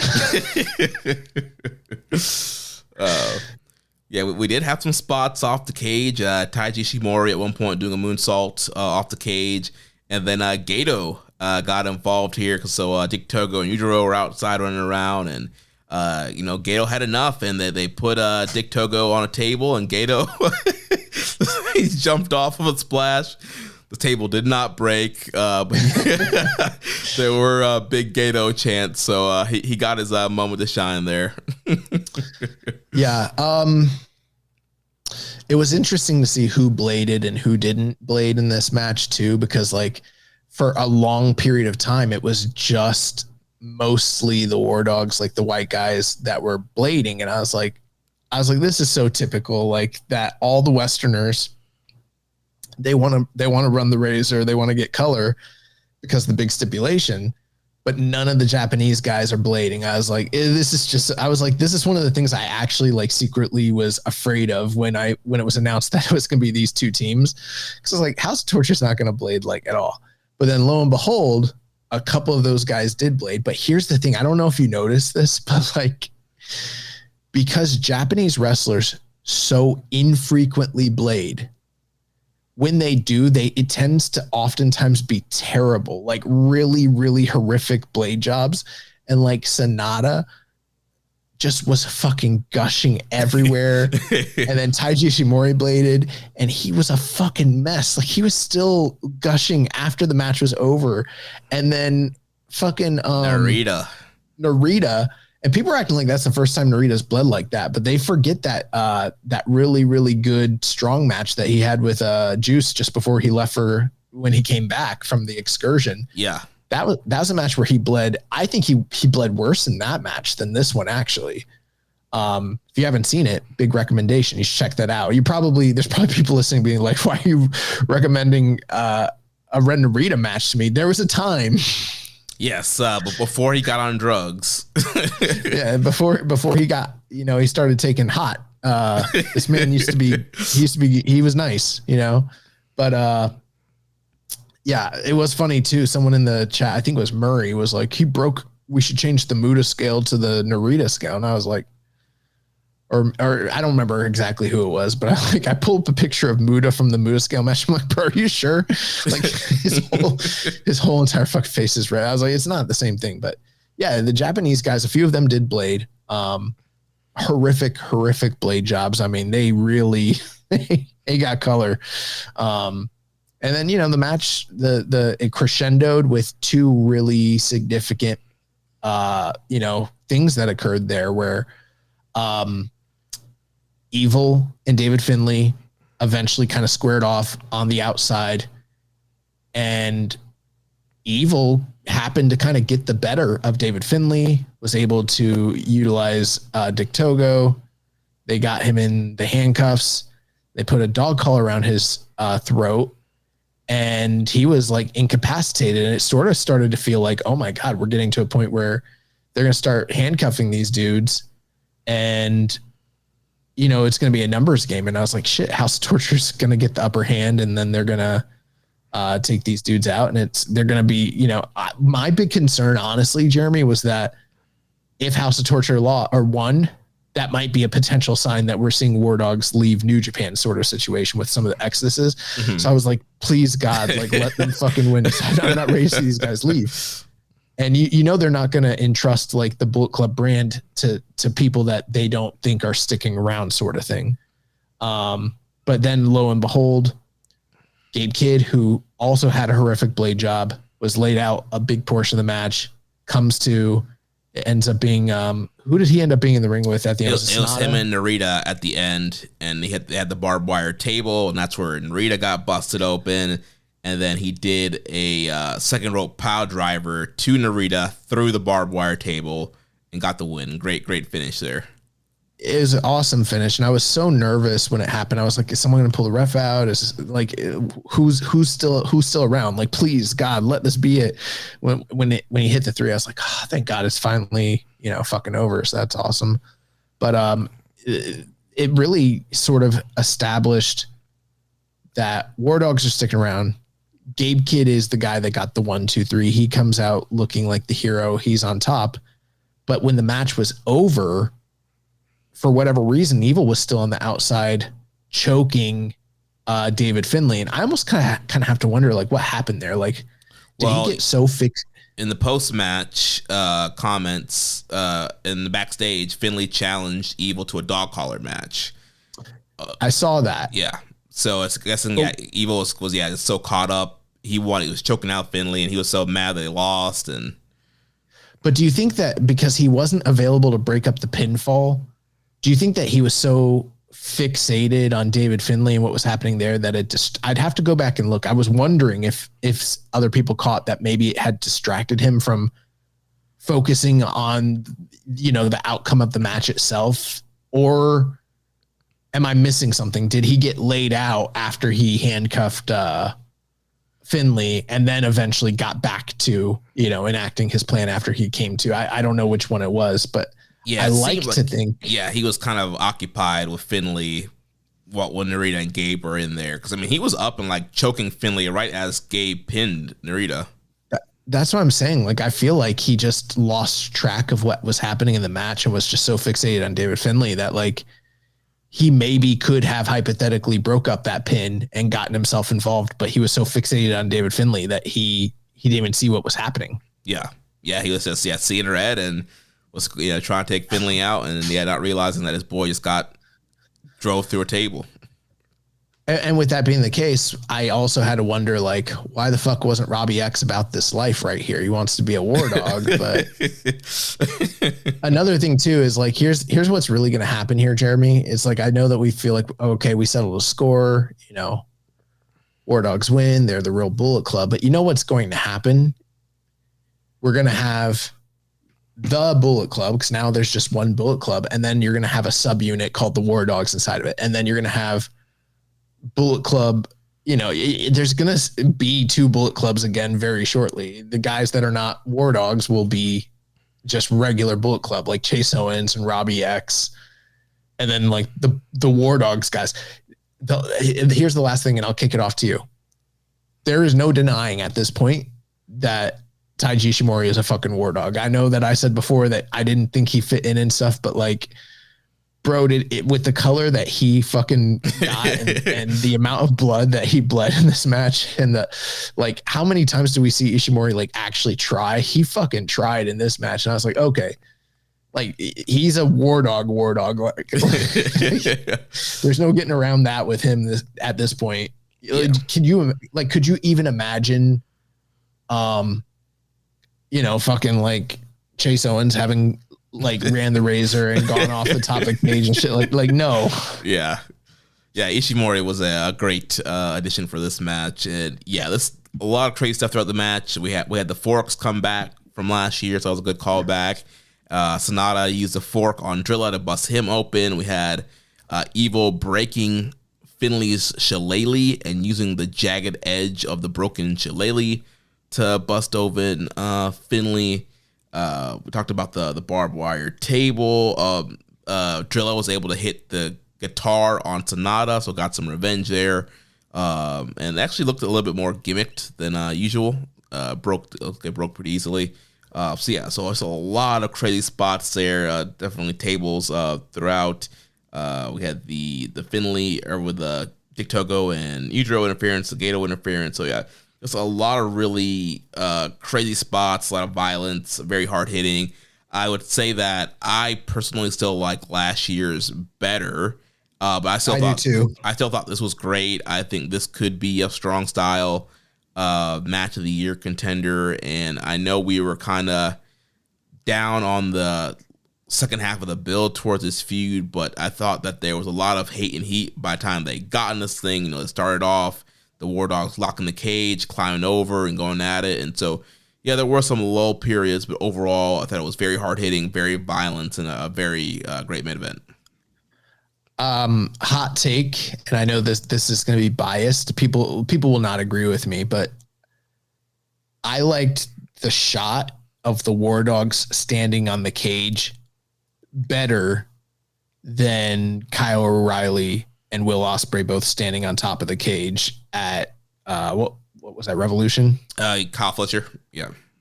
Oh, I said Kyle O'Reilly. I always do that. Yeah, Kyle Fletcher. While that one was really, really hard and like really awesome, and this is just my personal opinion.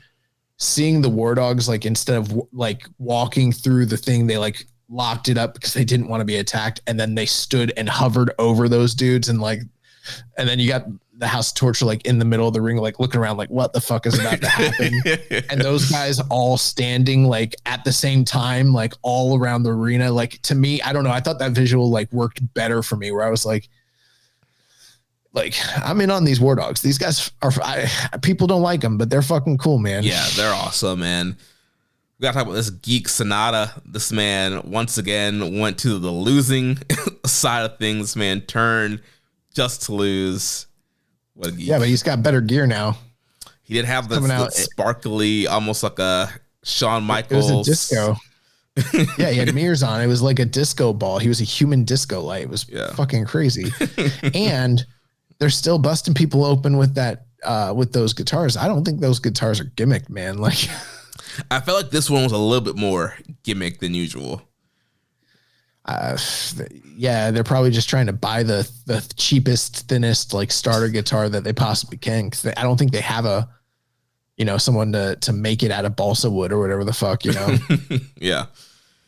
Oh man, but yeah, really great matchup. So yeah, War Dogs, they are the Bullet Club, and post-match comments goes mentioning Finley challenges Evil to a dog collar match. So I'm assuming that will probably be Dominion, since it was not announced for Resurgence, and we got Super Juniors coming up. So it seems like that's what's next. And I think last week you mentioned like you felt like this cage match wasn't going to feel like the blow off, and you're right. We're getting one more match out of it with Finley and Evil.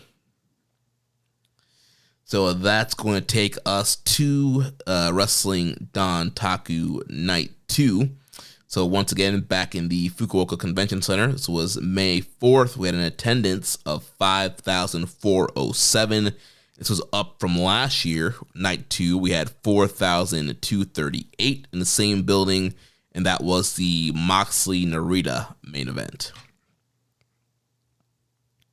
And this year's show opened up. We had Katsuya Murashima and Ryusuke Taguchi defeating Hitomura Sasaki and Jet Way from Kyushu Pro Wrestling. I don't have a lot to say about the Kyushu Pro guys other, obviously like Tajiri was there, and, he had that moment with Tanahashi, but like, I don't know if there was anyone that I saw here that like really, I don't know, sparked my interest or stood out to me, or like that I'm going to be going back and be like, fuck, I got to rewatch that Kyushu Pro Dontaku Night 2 show so I can, see Jet Way or whoever the fuck, Yeah, like you said earlier, these are definitely guys that could have showed up on a Lionsgate project and be on one of those cards. But I mean, it was fine for the undercard. This was a fine matchup here. Post match, we did have Murashima. I think he was getting in the face of Jet Li after the matchup there. So, standing up for New Japan there against Sakiyoshi Pro Guy, and Taguchi getting the win with the Oh My Ankle lock on Jet Li.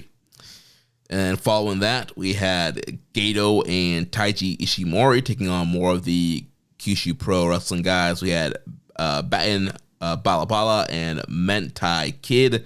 Apparently Mentai Kid is a trainee of Ultimo Dragon Kid, and he's on his retirement tour. And Batten Balabala, he is like a kind of a local kind of celebrity, quote unquote, of the Kyoshi Pro and Fukuoka scene. So he got some good crowd reaction that had a weird little dance thing, his kind of version of the People's Elbow. And again, just kind of a funny haha match. And Goto and Ishimori get the win here. I did just see here, very interesting. I didn't think there had been, but there has been a dog collar chain match in New Japan before. In 2000 May 3rd. Oh, like we're like pretty close to the date. 2 days past. May 3rd, 2009. Yuji Nagata versus Takashi Iizuka. 20 minutes and 7 seconds. Nagata beats Iizuka in a dog collar chain match at Dontaku via knockout. Interesting. Yeah. I don't know if the match was, you know what? It's got like pretty good reviews, actually. I've never seen this match, but everyone for the reviews I'm seeing, it's getting good reviews. So maybe that's one to check out. I don't know. Kind of surprised that Makabe hasn't had a dog collar or some kind of chain match. He has had chain matches in New Japan before, but not a dog collar. And then I remember Yano and Chase Owens had that strap match. Let's not talk about that. And I'm trying to see. There was a chain match there's been, there's actually been quite a few chain matches in New Japan. Makabe and Iizuka in 2009. Actually, they had 2 chain matches in 2009. Makabe and Iizuka. And then Tenzan and Iizuka had one in 2009. Iizuka and Nagata had one as well as the dog collar match. Wow, Iizuka was like the master of these matches. Yeah, so there was nine different chain matches in New Japan history. So, more often, but I don't think there was only the one dog collar match though. Gotcha. So next matchup here, we had Master Wato and Yoshihashi defeating Great Okan and Jacob Austin Young. So again, it's kind of the fallout of the Bishamon Okan Newman matchup there of Okan and Yoshihashi. And again, Charlton kind of emphasized if Jacob Austin Young could pin Wato, former tournament winner and current junior tag champion, he could potentially make a way for himself in the future for tournaments. But that was not the case here, as the Chaos, or actually the Hantai team, I should say, got the win with Wato hitting his high bridge German suplex on Jacob Austin Young.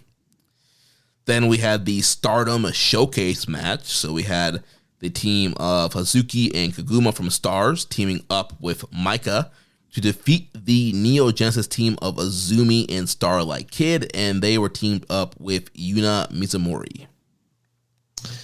Yeah, the Joshis, they delivered. No surprise there. Yeah, and this was, you had a lot of high-speed experts in this matchup here. This is almost kind of like we were talking about of what we'd want to see more of the TV title. I felt like there was a really fast pace in this matchup here. A lot of great double team, triple team maneuvers. Some interesting stories coming out of All-Star Grand Queendom, which was a really big Stardom show. 7,500 in the building, a lot of moving pieces. They're having their own exodus with Mayu leaving, Thekla, Tam Nakano's retiring. Micah, in this matchup, she's going to be getting ready to take a break from some nagging injuries. So it really kind of spotlighted a lot of the future stars here. So you have Azuki and Kazuma, really two high-speed experts, as well as Azumi and Starlight Kid. So I think those four women are really going to be the future of Stardom right now, with a lot of the top stars going out. Not super familiar with Yuna Mizumori, but I thought she looked good in the match as well. So yeah, really fun 6-woman tag, and towards the end here, it was Suzuki hitting the Brain Buster on Yuna to get the win. Yeah, I mean, I don't necessarily think that this one was on par with some of the other undercard tag matches that the Stardom women have put on New Japan shows before. But that's not to say that it was that they were aiming for that. I felt like there was a sweet spot. They were just given, this 9 minutes and said, "Hey, go out there, entertain the fans, have fun." So it wasn't like they were trying to make a name for themselves like they had, a couple of years ago, where they're like, "Fuck, this is like the only time, the only opportunity we're ever going to have." It didn't feel like that. It didn't feel like they were rushed. It felt like they were comfortable doing their thing, entertaining the crowd, had a strong showing, and then they kind of got out of there. I'm always welcome to, having more of these showcases on these shows, because I think that they're interesting. Or even like, more women's title defenses in the future. Hopefully we see more of that kind of implemented soon as well. Yeah, I mean, we have this IWGP women's title. Why not actually use it on a New Japan show? Shuri the champion now. I'd be down for some Shuri matches on some of these cards. Do you think the IWGP committee is involved at all with any of the matchmaking or the booking that takes place over in Stardom? I would hope so. You hope so. Unless maybe Taro Okada's on the IWGP board now. I don't know who's on that committee. I can't remember. Well, I think officially, I think Nagata is on it. They announced like some members, and I think it's like Nagata, Liger, I think is on there. That's all I remember, just those two. Yeah. And Tanahashi, obviously. Yeah. Then following that, we had El Phantasmo and Bolton Oleg defeating the Don Callis family team of Konosuke Takeshita and our good friend Rocky Romero in 8 minutes and 5 seconds. So more of the fallout of ELP and Takeshita, and Rocky eating a F5 and the Kamikaze, and Bolton and ELP get the win here. And again, I mean, I get that we're getting Bolton over and getting him strong, but why not have ELP get the win here on Rocky to get him some more momentum going into that Resurgence match? So following that, we had Tanahashi and Yano teaming up with Ryotai Jakuzan and Tajiri and Yo, and they defeated the TMDK team of Hartley Jackson, Kosei Vegeta, Robbie Eagles, Ray Oiwa, and Zack Sabre Jr. in 10 minutes and 22 seconds. So yeah. Yeah, I mean, I don't have much to say about these matches because I know we're short on time, and these were perfectly fine undercard Road to style tag matches. Yeah, the big thing here, obviously, Tajiri, first time in a long time being in a New Japan ring, and obviously the master of the green mist. So we had a ref distraction. The green mist spit it out, and the Tanahashi team gets a win, and nice little interaction with him and Tajiri post-match.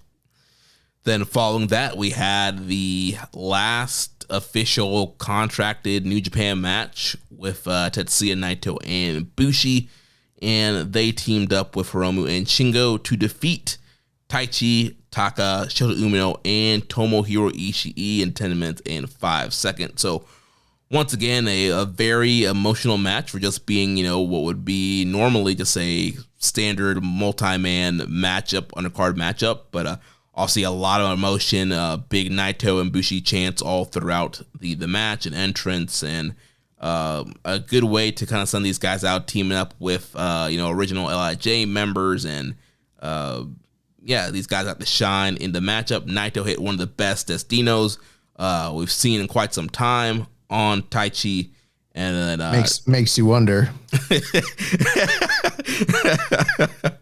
At the end, it was Shingo hitting the Burning Dragon on Taka to get the win for the team. Yeah, I'd speculated the other week that maybe we're potentially leading to a Taichi Naito match for Taka Taichi Mania, and that's not the case. I did see that Taka has booked himself against the ace of the company, Hiroshi Tanahashi. So, not quite the singles matchup that I was expecting out of those scenarios to occur, but very emotional moment, final send off for Naito, the audience. It's interesting because it was like, it's a good crowd. They did 5,400, good reaction.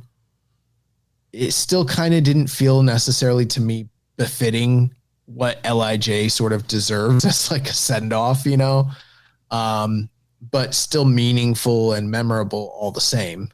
Mm-hmm. Yeah, definitely an emotional moment there for LIJ fans. And yeah, it was a fun, LIJ, we've said for years now, have been the master of the multi-man matchup. No matter what combination you put of that team, they would always go out there and have some really fun, really good matches. And yeah, kind of a fitting way to end that way. And, over the years, they have been like the dominant faction in our year-end awards. So I think only 1 year they didn't win with United Empire. Actually, that's right. Actually, 2 years. They lost to TMDK last year. But yeah, out of all the awards, I mean, they have been one of the top, most popular factions. So it's going to be interesting to see what happens now with it sounding like the faction not being anymore. Bushi making post-match comments saying there is no more LIJ, and we had some comments from Shingo at the end of the show too that makes it sound like maybe LIJ is not going to be a thing going forward.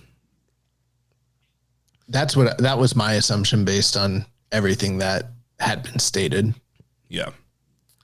So then following that, we had the IWGP Global Heavyweight title match. The Gene Blast Yota Tsuji defeats the Heat Storm Yuya Uemura in 23 minutes and 43 seconds. Yeah, a little surprised by this outcome. We had sort of talked about, the crossroads and the conundrum that they're in from a booking perspective with both of these guys being on the rise, but being in kind of difficult spots and sort of needing an emphatic win. But, obviously you can't do that. So it's a tough booking decision.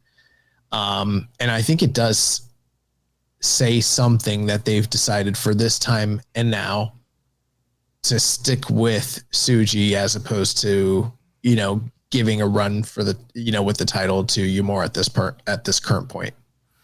Yeah, and we talked about the potentials of what it would mean for either guy to win the belt, and we did kind of mention with Uemura, like he didn't really feel ready for the championship or had it really built any momentum up. So even though I do want Tsuji to get into the world title picture soon and potentially win G1, I do think that keeping the belt on him was the better call as they continue to build Uemura. Like he needs more momentum coming into this match if he was going to win, and it's clearly Tsuji has the more charisma, the bigger star. I felt like there were more Tsuji chants throughout this match, and the crowd was more behind Tsuji. So yeah, Tsuji's the bigger star. Fine with him winning here, getting the belt, keeping the belt, even though that's going to lower his shot of winning G1.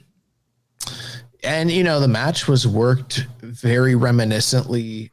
Kind of reminded me of like classic New Japan house style, big, IWGP main event sort of thing. I recently watched some of the early matches between like Tanahashi and Nakamura, and just like all the technical aspects of what they were doing early on in their match. It kind of echoes some of the similarities between Tsuji and Uemura here. Plus, these guys are so familiar with one another. It's like they're 50-something match against one another. So, there's also that aspect going to it. Yeah. But I felt like they were able to really escalate the tension, build it over a period of time, and get the match into other gears that maybe in the past they hadn't quite gotten to quite as smoothly or as much of a meaningful way. Yeah, I feel like this is probably their best match since they've both been back from excursion, better than the Wrestle Kingdom match and the hair versus hair match. And they told a really good story. Uemura tore his tricep or tricep last year in the G1 doing the frog splash. They keep calling it a high fly flow, but that's a lowdown. Uemura been watching D'Lo Brown tapes. So he injured the arm on a frog splash in the G1, even though he beat Tsuji. So they played up the arm injury. Tsuji worked over the arm all throughout the match, and then Uemura worked over the knee, which Tsuji had knee issues from the Evil program just recently. So working on both the recent injuries there, and so you had the emotional moment of Uemura trying to hit the frog splash. Tsuji eventually countered, but then later on, Uemura was able to fully hit the frog splash, armed intact, and get a great near fall off of that. And towards the end, I really liked the finish where, Uemura, he fought to get the deadbolt suplex. Tsuji was doing everything he could to get out of it, but towards the end, Uemura threw him with the deadbolt suplex. But the thing with Tsuji is if you give him distance, there is, potential for the Gene Blast. So he threw him, and it was enough space to where Tsuji was able to kind of get up and out of nowhere hit him with the Gene Blast and get the win.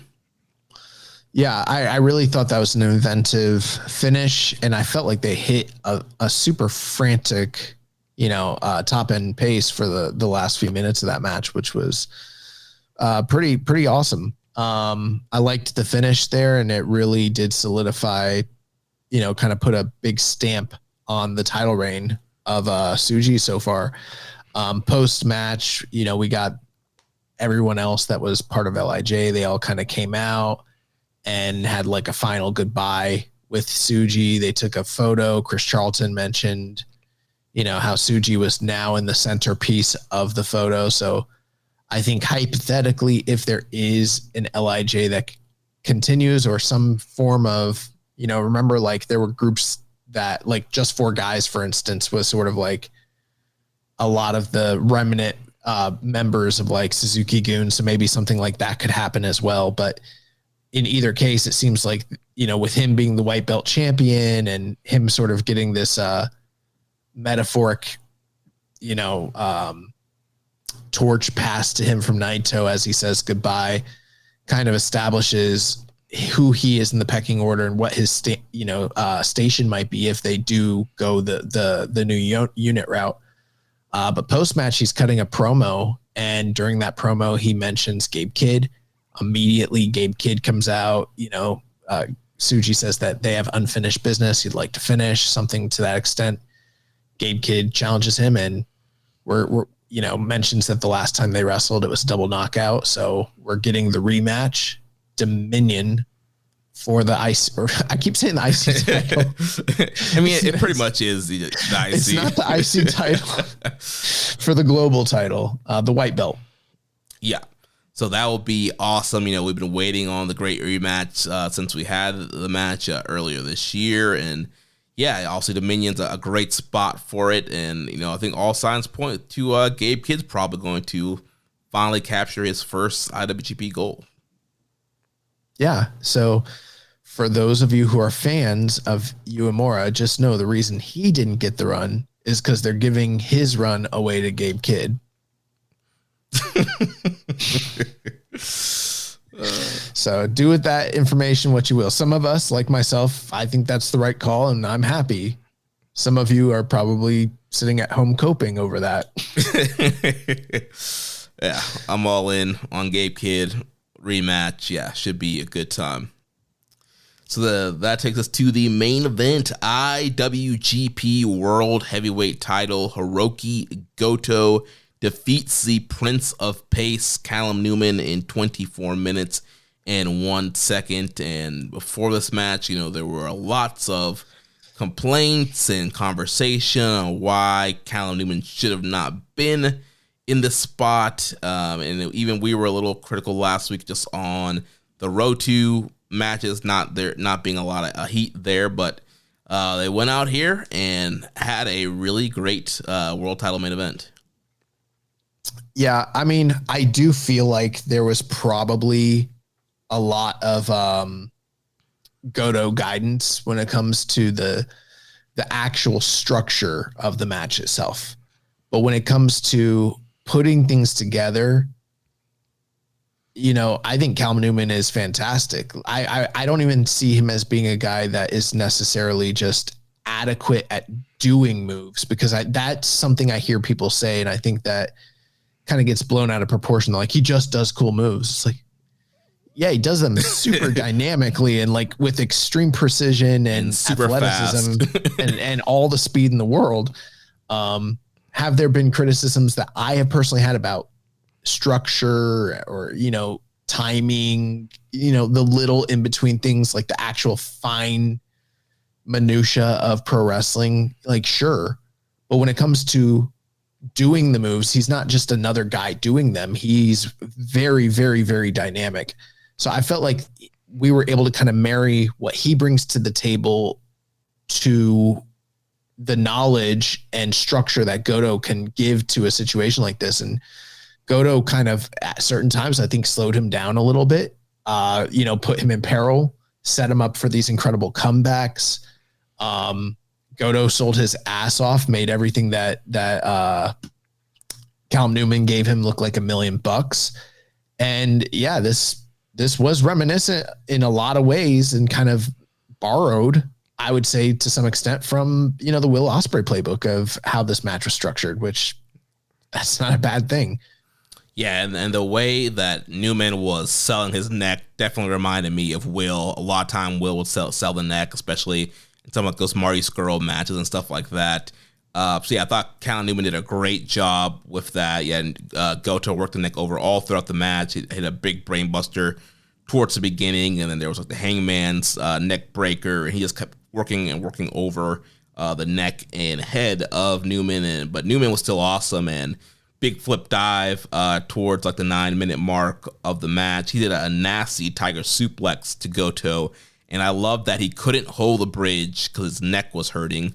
So obviously you bridge on the neck, so that was a great spot there. So a lot of great forearm exchanges. Goto busting out all his big stuff, GTW, GTRs, and then Newman hitting the Oz cutters throughout the match were awesome. And I love too at the very beginning that Goto had the kind of his high pace big boot scouted. That was cool. And then towards the end, you had that great kind of running spot where they're both like trying to layer each other in the ropes, and that was awesome. And then towards the end, Newman hit the Oz cutter and a brain buster for a near fall, and then Goto rallied back, hit a clothesline, and then he hit the Shouting Kai. Newman hit a super kick. Goto hit a clothesline, and then he was going for the GTR. Callum Newman was trying to fight out, but then Goto trapped the arm, hits the GTR, and gets the win over Callum Newman. Yeah. An awesome title defense. I definitely understand some of the potential, criticisms about the match itself. Like, what did Callum Newman do to kind of get here?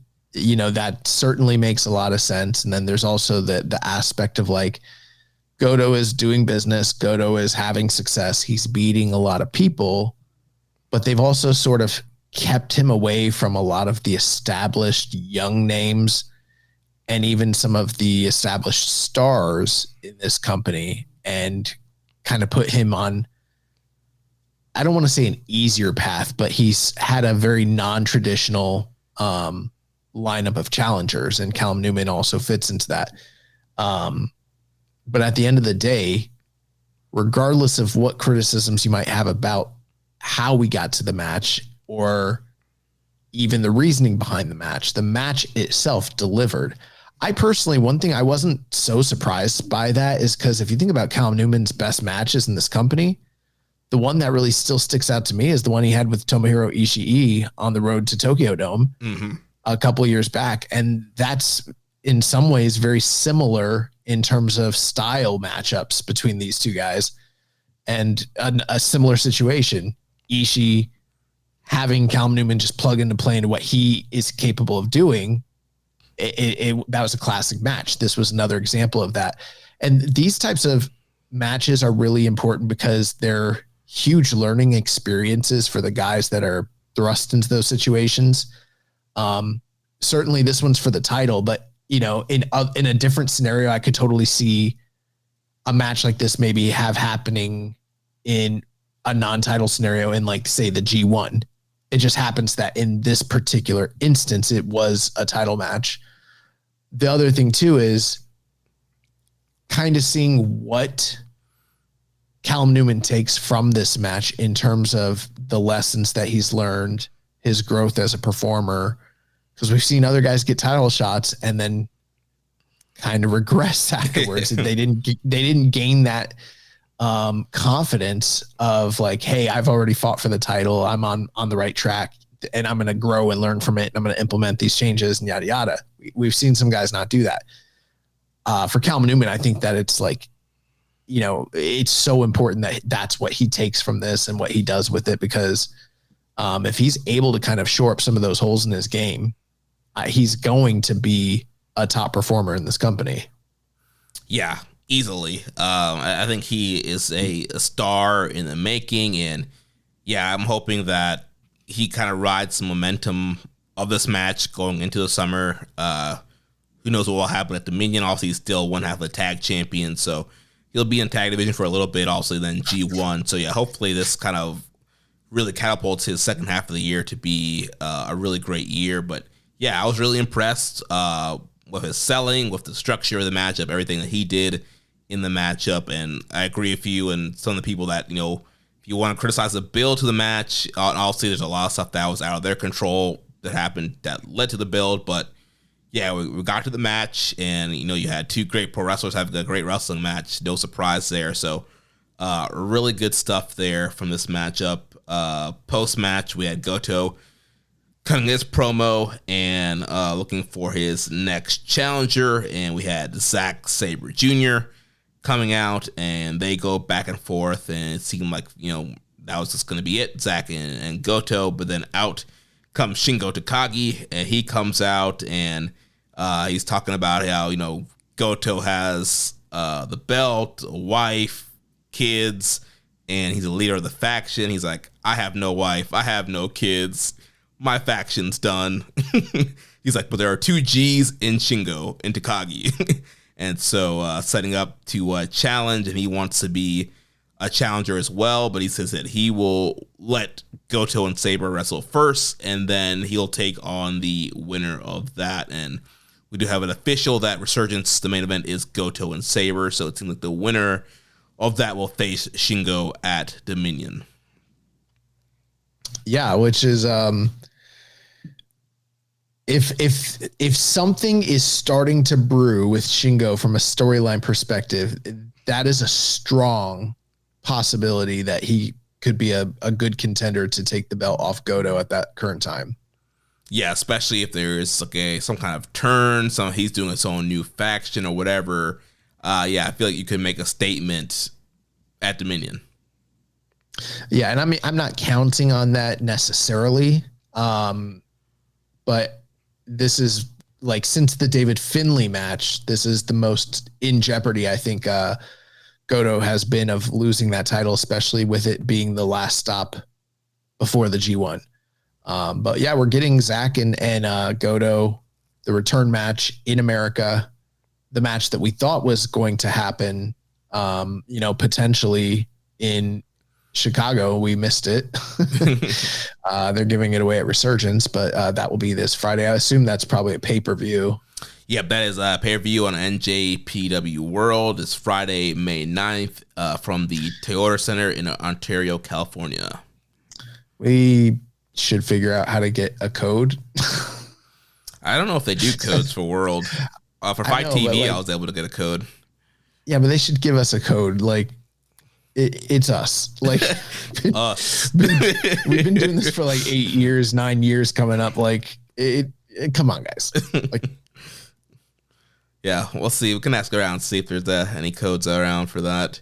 So yeah, we do have the full card for that show now. So we have the Strong Survivor match, CJ Tino versus Alan Breeze Fred Rosser versus Matt Vandegrift. The Young Bucks will have 2 mystery partners to take on. Clark Connors, Dave Finlay, Gabe Kidd, and Goto. So Bullet Club past versus the Bullet Club present. Then we'll have the strong tag title match. World Class Wrecking Crew will take on Templario and TJP. Then there will be a strong women's title 3-way match. Mercedes Moné defends against Azumi and Mina. Strong openweight title match. Ishii defends against Drilla. Semi-main event, never openweight title match. Konosuke Takeshita defends against El Phantasmo. And then the main event, IWGP World title match. Goto defends against Zack Sabre Jr.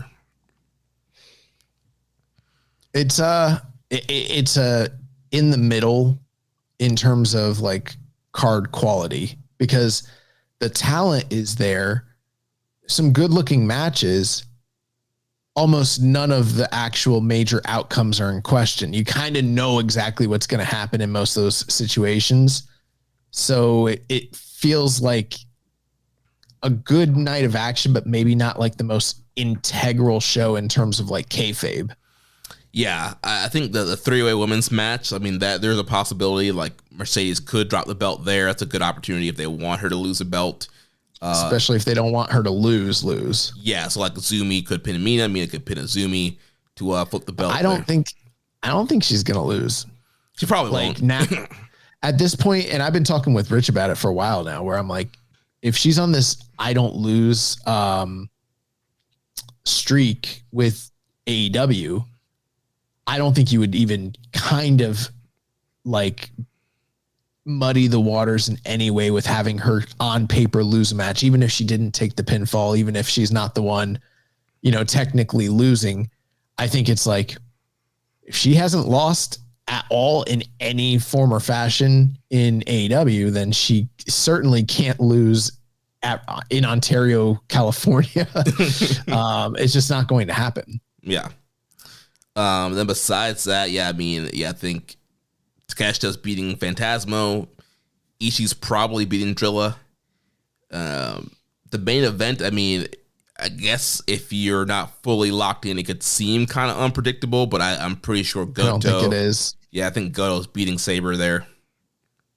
Yeah, I don't see ELP becoming a double champion.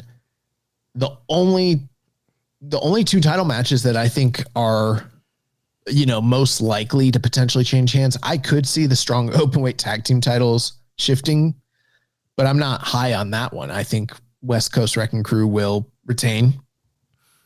And then, with Ishii and Drilla, you just never know. Ishii could easily drop that title. And since I don't think most of the other titles are switching hands, that could even further speak to the idea of Drilla picking up a win here.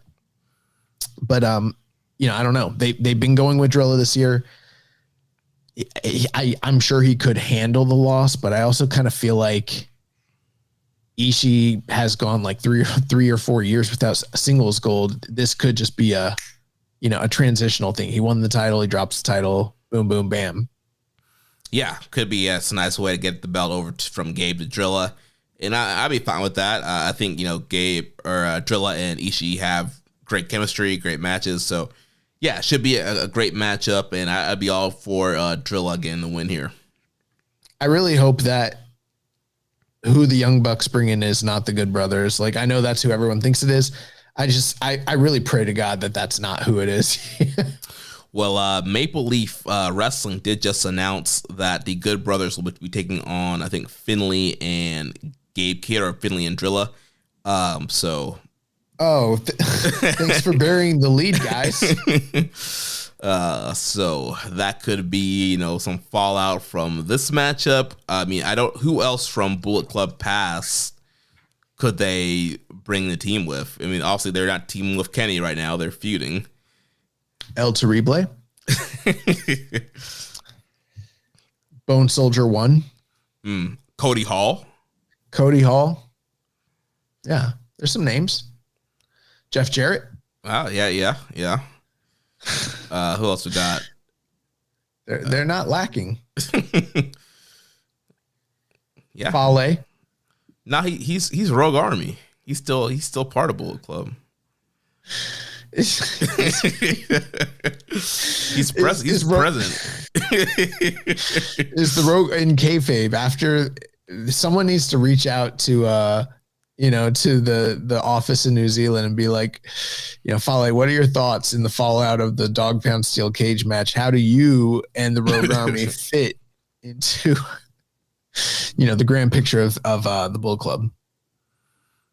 Yeah, I'm sure he's locked into everything that's happening right now. Remember that time when they turned on Cody and Kenny at the show in, where was that? The Cow Palace? Yeah. And fucking Tama Tonga did that interview and he was like, they're not the real leaders of the Bullet Club. He's like, I reached out to the original members of the Bullet Club. We had a board meeting. And he said that like he reached out to like Prince Devitt and to the Good Brothers. He talked to all the OG members because they were still involved in the day-to-day like calls and shit. Yeah. I love that. That's great. So yeah, should be a fun show. And so following that takes us to Best of the Super Juniors 32. During the Road to show this week, we got the block announcements.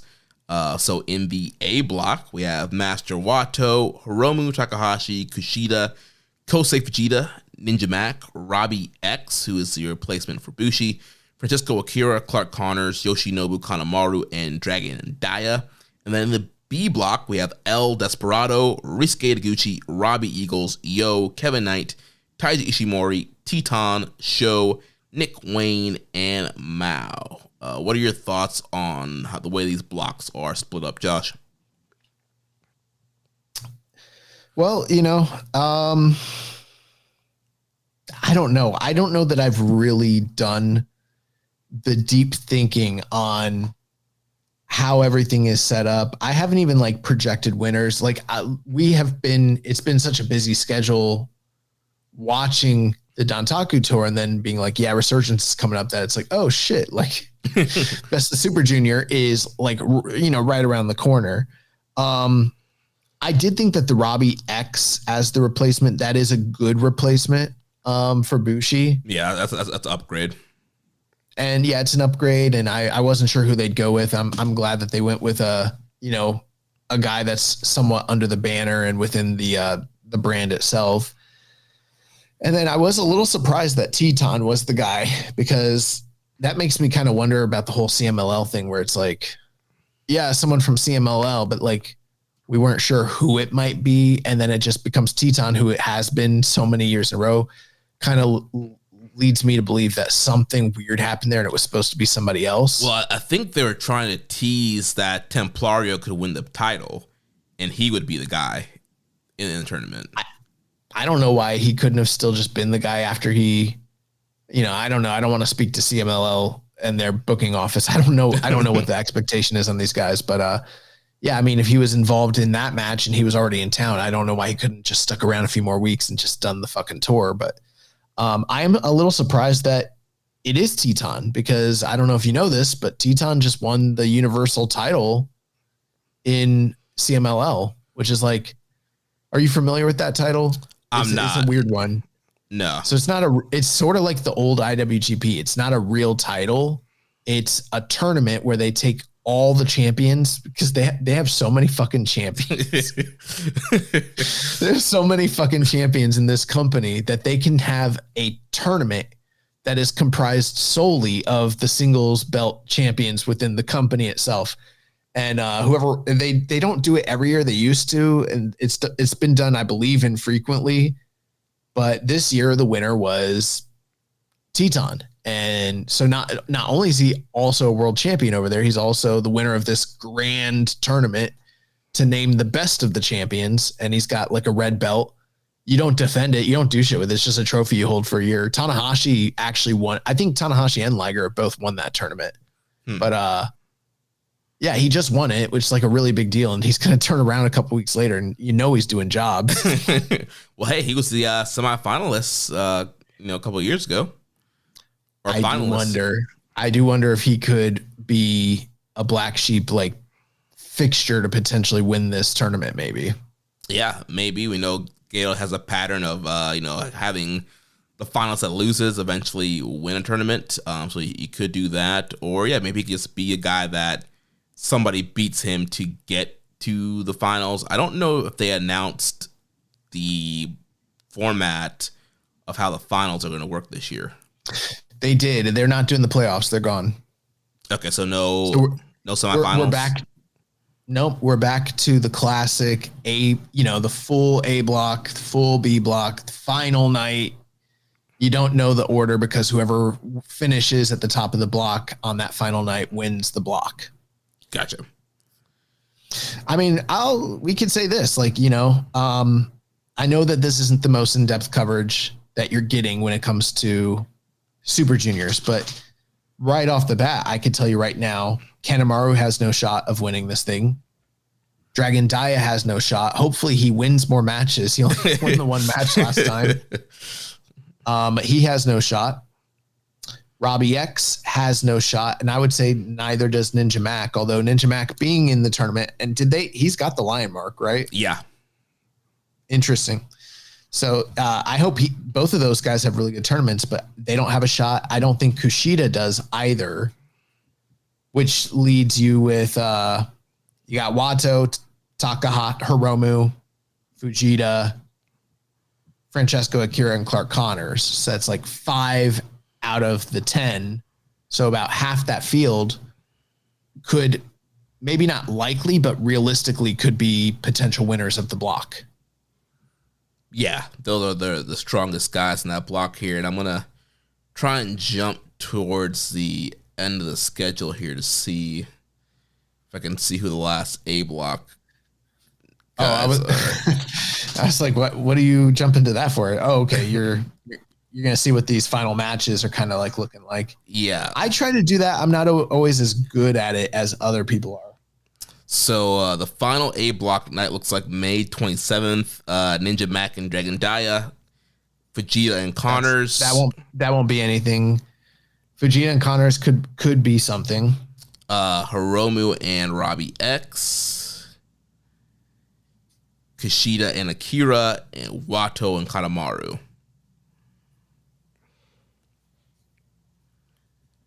You said Akira and who? Kushida. Huh. What stands out to you from that list? That feels like one of those mathematical nights where there's not the big match, but whoever gets through is going to get through based on math, maybe.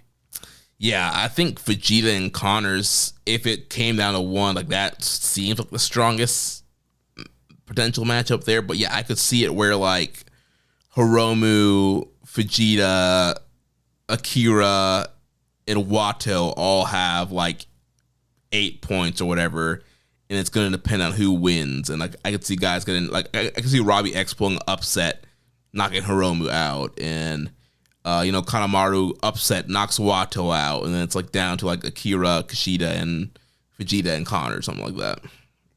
Yeah. So for now, I think what we're looking at there is what we just kind of described as a mathematical scenario, because I don't see the glaring, here it is. This is the big match, the main event that's going to determine everything.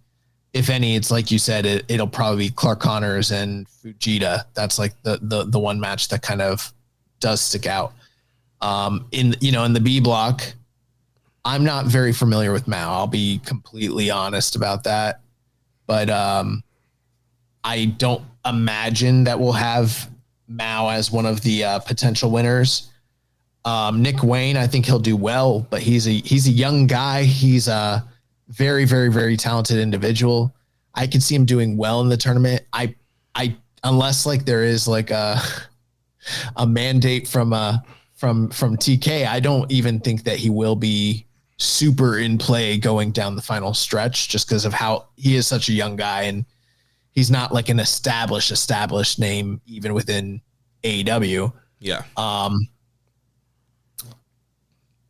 The other guy, but the rest of the rest of the block is pretty.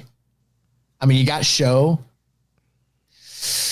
Show seems to have been really cycled down, but I guess you could potentially see him as a block guy.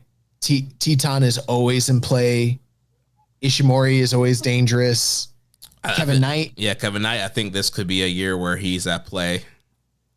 Yeah, especially if he's angling to get into the G1 and going heavyweight and has, you know, he's a guy that they are pushing currently in AEW, and he sort of has that crossover appeal between the two brands. So I could see him doing well in this tournament.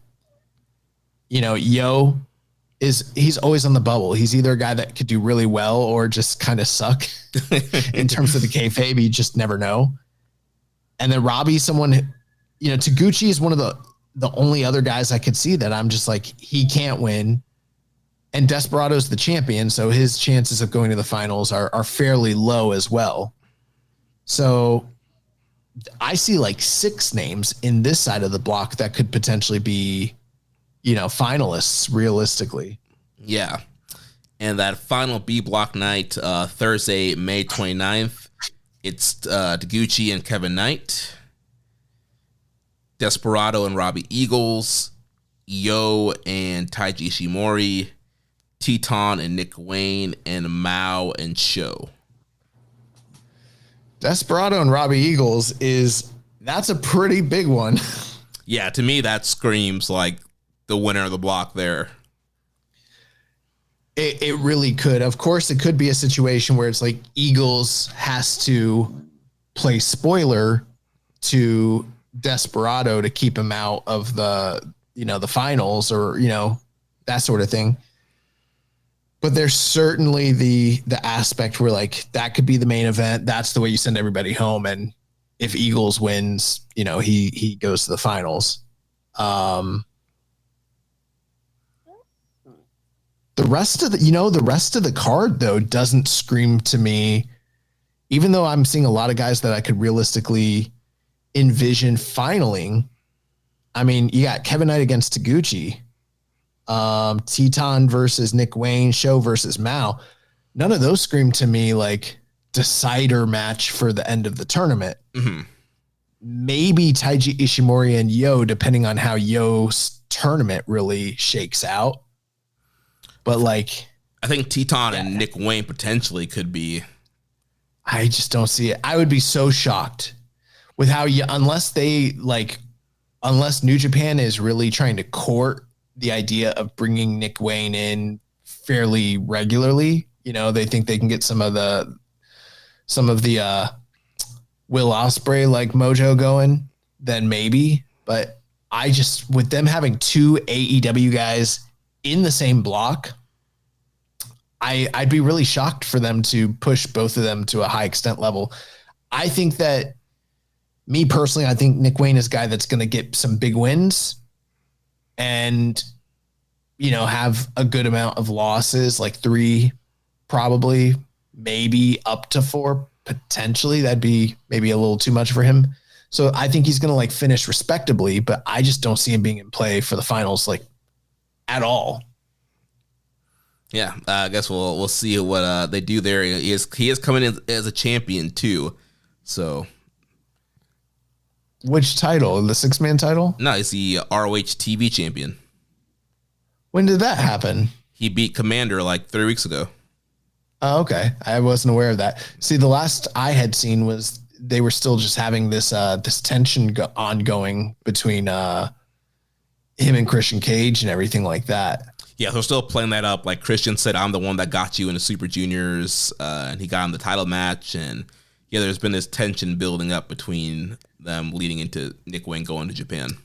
And my understanding had been up to that point, he does have like showcase like big TV matches from time to time, but he usually loses, and he's still kind of like, for better or for worse, like the pin eater for Christian Cage right at this current time. So I wasn't aware that he had won the ROH TV title, actually. Yeah, he's been on a little bit of a winning streak. Yeah, he won the ROH TV title. He won a match last week on Dynamite. I'm blanking out on who he beat. Jay Lethal. He beat Jay Lethal last week on Dynamite.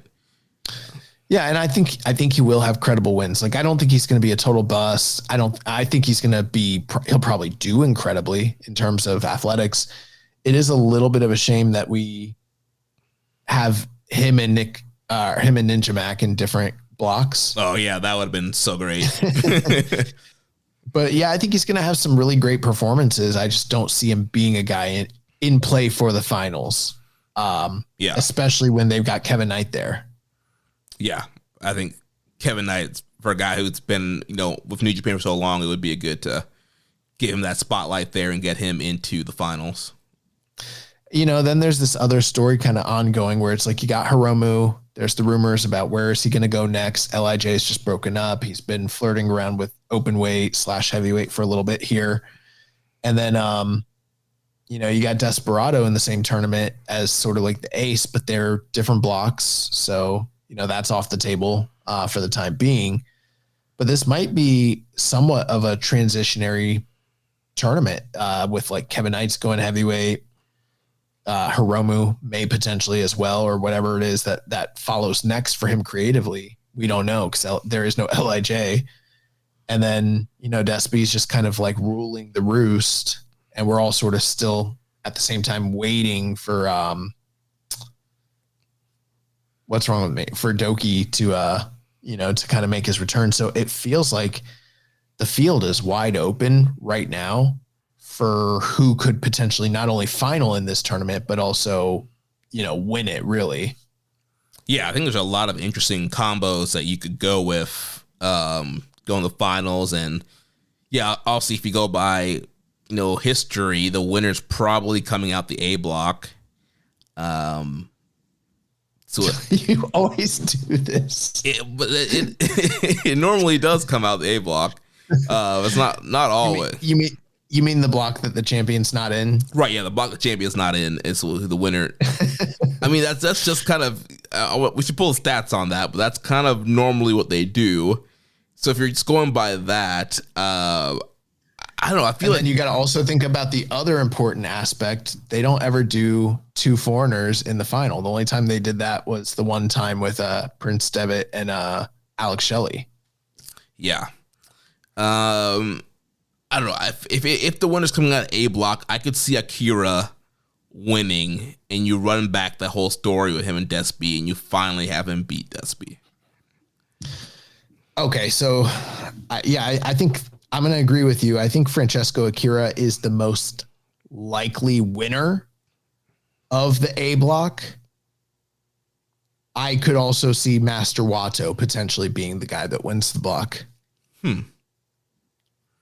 Not that I'm like high on him at this current time, but there's always, he's won this tournament before. He's a guy that has a long history with El Desperado, and they've never really gotten back to that story and been able to sort of pay it off, Yeah. So there's definitely a future date somewhere down the line between those guys either way. So I could see Wato, and this speaks to what I was mentioning before. It's like, he's a rare exception where him winning the tag titles, I think boosts his status going into the tournament and maybe makes it more plausible for him to be a challenger or even win the IWGP junior title. And then if you did him and Eagles in the finals, that plays off of Sweet Boys versus him and Yo. Yeah, there's that too. Those are my two most likely winners out of the A block, like actual full outright could win the whole tournament. In B block, it is interesting because I would normally say Eagles, but he does have Despy on the final day. Mm-hmm. Which is like, if he beats Despy and then wins the tournament, then they're going to run back a rematch. They might. I mean, they could. They've done stuff like that before. I don't know if it's the most creative like booking scenario, but there's probably something there. I don't know. Who do you see as a likely winner to come out of the B block? So I would say either Eagle. I think it comes down between Eagles, Teton, or Kevin Knight, or like the three that I think could win the block. My only thing with why I wouldn't go with Kevin Knight is he's already declared he's going heavyweight. And up to this point, he really hasn't shined in terms of kayfabe, strictly speaking, within these tournaments. And there's been no build or indication within New Japan that that's where we're going with him. I think that his spot right now is like have an incredible tournament, be booked really strong, be in play down the stretch, but I just maybe even potentially final it, but I don't see him as being a winner because it's like you're having to bank on the idea of them doing business in Japan first time with him challenging for the title, and then they're going to turn around and he's not going to be in the division anymore. Yeah. So I think you need to make him look, if you do hypothetically, I don't even know if they really do have plans for him to be in the G1, but I know that's what he has stated he wanted to do. If they want that to happen, you need to make him look really strong in the tournament, but then like phase him away from the juniors once it's over. You know, I don't think he should be in play in the finals. Yeah, and going up against Taguchi on the final night, that seems like an upset alert where Taguchi can kind of spoil him and knock him out from contention. You know, there is the fact that I am not as, versed in Mao. Maybe there's like a chance that he will do well in this tournament, and I'm just not as familiar with his work, Yeah. He's been Universal Champion DDT. I'm looking it up right now. He's been champion 3 times and he's held a ton of other titles and, won tournaments and stuff like that with that company. I wonder, like, why is he working this tournament now? Is New Japan about to do to DDT what AEW does to them? Maybe, he worked a lot of those, junior festival stuff that was happening, All-Star Junior Festival and all that. So, yeah. So, yeah, I don't know. I think Teton, just looking on paper, it does look like Teton and Robbie Eagles are like your most likely potential winners of the tournament from the B block. Yeah. So with that being the case, I don't want to count out Clark Connors because he just challenged for the title. He was very impressive as well. But with that all being said, what is your projection? How do you see this playing out in terms of like your finals and who's winning this thing? Yeah, that's hard. I don't know. I feel like it's not compelling having the winner come out of B block. So I think as of right now, I'm gonna go with Akira winning the whole thing. So I'm gonna have him in the finals. Now the thing is, who do I put him up against? Because you're right. Like they don't always do 2 foreigners in there, and I feel like a lot of the foreigners in the B block have a good chance of advancing. Right. That's the hard part. Is there's not as many believable, compelling. I mean, if we're being like totally honest, out of the B block, the 2 top domestic talents are El Desperado and Taiji Ishimori in terms of like their status, where they stand and everything like that. But it's like, if that's where we're going, do you see Francesco Akira wrestling the champion Despy in the finals? Is that a scenario that could happen? They could do. I wouldn't want that if they're eventually going to build to the Dominion match of him challenging and beating Despy. So I think I'll go Akira and Mao. Again, I'm not too familiar with Mao either, but he seems like a big star, and it could be a unique matchup and a good way to get Akira a win. Yeah, I mean, I feel like if we were going to go with Francesco Akira, Taiji Ishimori is the more realistic final, but that just doesn't, I don't know right now. I know Ishimori, like, didn't he final last year? Yeah.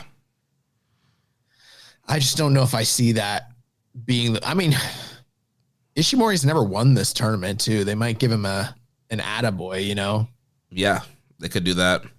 They could do that. Maybe we're like not, maybe we're counting Hiromu out too early.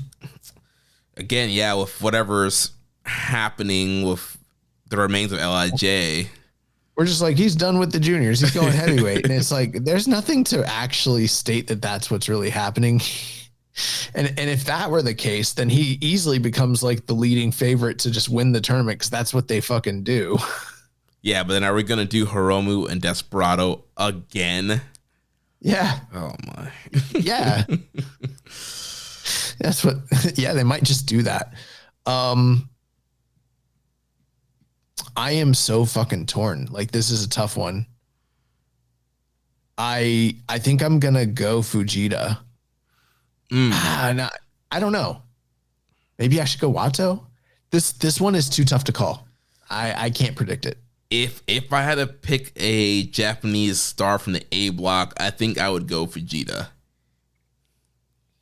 What if it did Fujita Eagles? Ichiban Sweet Boys clash. I was thinking that, but maybe if that's the way you go, Eagles should win the tournament. But then he'd have to turn around and fight Desperado, like, again, in pretty short succession. This is a tough call.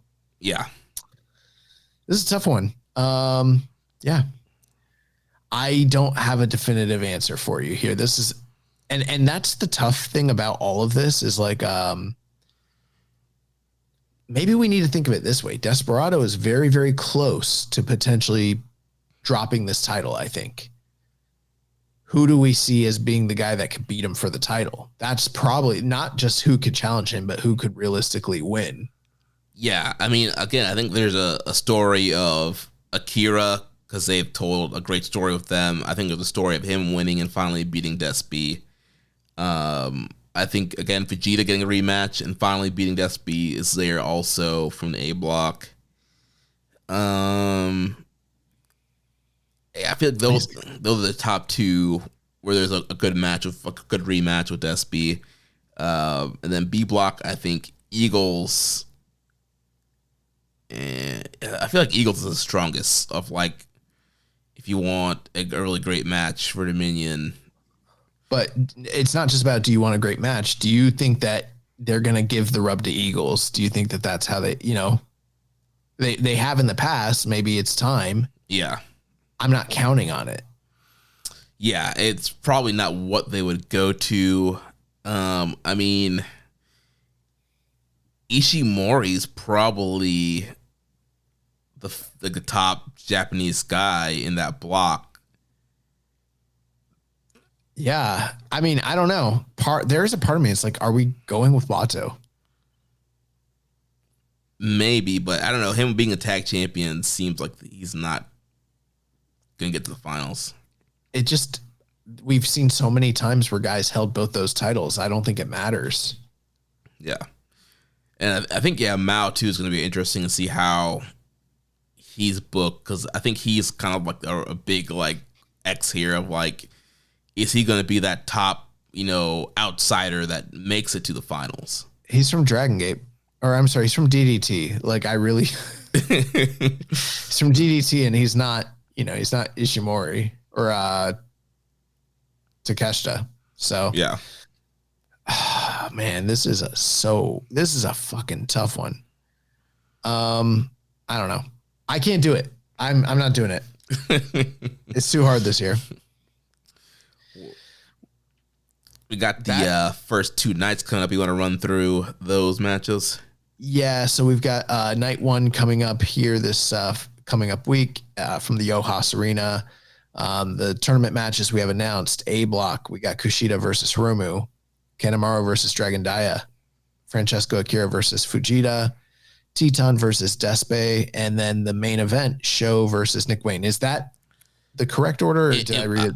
I don't know if it's going to be the correct, because the undercards are not set as of this recording, so I don't know if this will the final. Is Hiromu Kushida the actual main event? Because that's what it seems like it might be. It probably will be. All right. And then the following night, this coming up week, from Miyagi Iwanuma City General Gymnasium, B-block action as Robbie X takes on Ninja Mac, Wato and Connors, Mao and Kevin Knight, Eagles and Yo, and then Taguchi and Taiji Ishimori. So we've got the first two of 13 nights coming up. Yep, and those are Saturday and Sunday. So three-day shot this weekend. Resurgence on Friday. First 2 nights on May 10th and May 11th, Saturday and Sunday. Yeah, I mean, let me ask you this. Are there any particular matches or storyline beats that you are really looking forward to when it comes to this year's Super Juniors? Let's see. From the A block, I'd probably say I think Ninja Mac and Robbie X could be a great match. They're 2 really cool flippy dudes. I think from like a match of the year level thing, I think Akira Hiromu is probably going to be one of the higher peaking matches from that.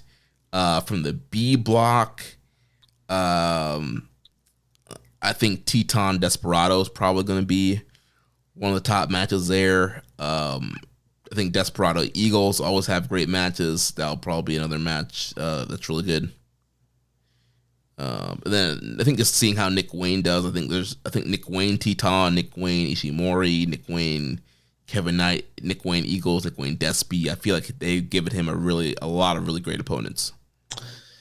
Yeah, in terms of like the overall entertainment value, I think I'm more so looking forward to the B block than the A block, just in terms of like high flying sort of thing. But they're both pretty balanced blocks, and I don't know if I feel like this is going to produce as many classic matches that we're used to when it comes to Super Juniors, but the storylines that are on display and the kind of uncertainty about the future of the division and where everything lies, it's such an open field that it kind of feels like it's, anyone's for the taking basically when it comes to this final. Yeah, I think there's going to be a lot of interesting stories of people getting elevated. I think this will probably be like Kevin Knight's best kayfabe tournament, I think. So seeing him getting elevated up the ranks there. Also seeing how the newcomers like Nick Wayne and Mao do. From the A block, I think Vegeta's probably going to have a good, interesting story beat. I think Wato trying to get his footing back after missing last year and coming back. I think the War Dogs are on a big run right now. So again, maybe Clark Connors is a guy we should be paying more attention to, and maybe he's going to have an interesting story in the A block. I think Dragon Dia trying to do better than last year will be a fun story.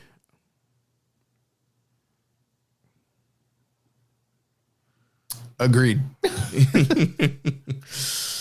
Yep, so that is best of the Super Junior 32. And I didn't have any other news items for this week, and we did not take questions this week. We'll be back with questions for next week. Want to make sure we had time to review and preview everything this week. So I guess recommended match of the week. Do you have anything for us to watch this week? No, man. Yeah, I mean, we got 3 shows. You want to hold it off, or? Yes. All right.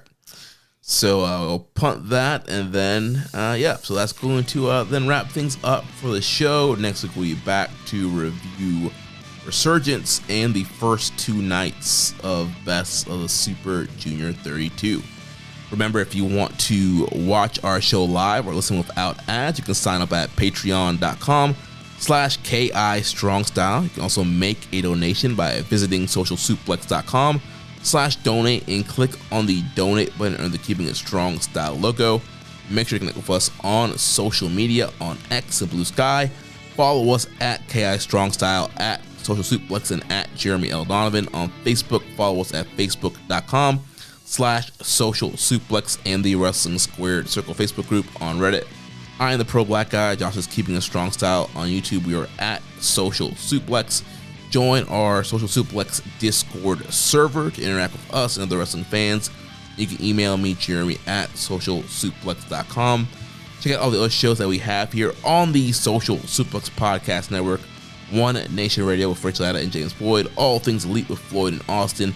Imp's WWE Adventure with the Implications, Matthew Merritt, Wrestling Art with Chris Things, Tone Talk with Ali and Leah, and the Trish and Sarah Wrestling Podcast. Don't forget to subscribe and leave a rating and review, and we will catch you next week on Keeping It Strong Style, the ace of podcasts. Itchabum. Thank you for listening to Keepin' It Strong Style. We'll see you next time.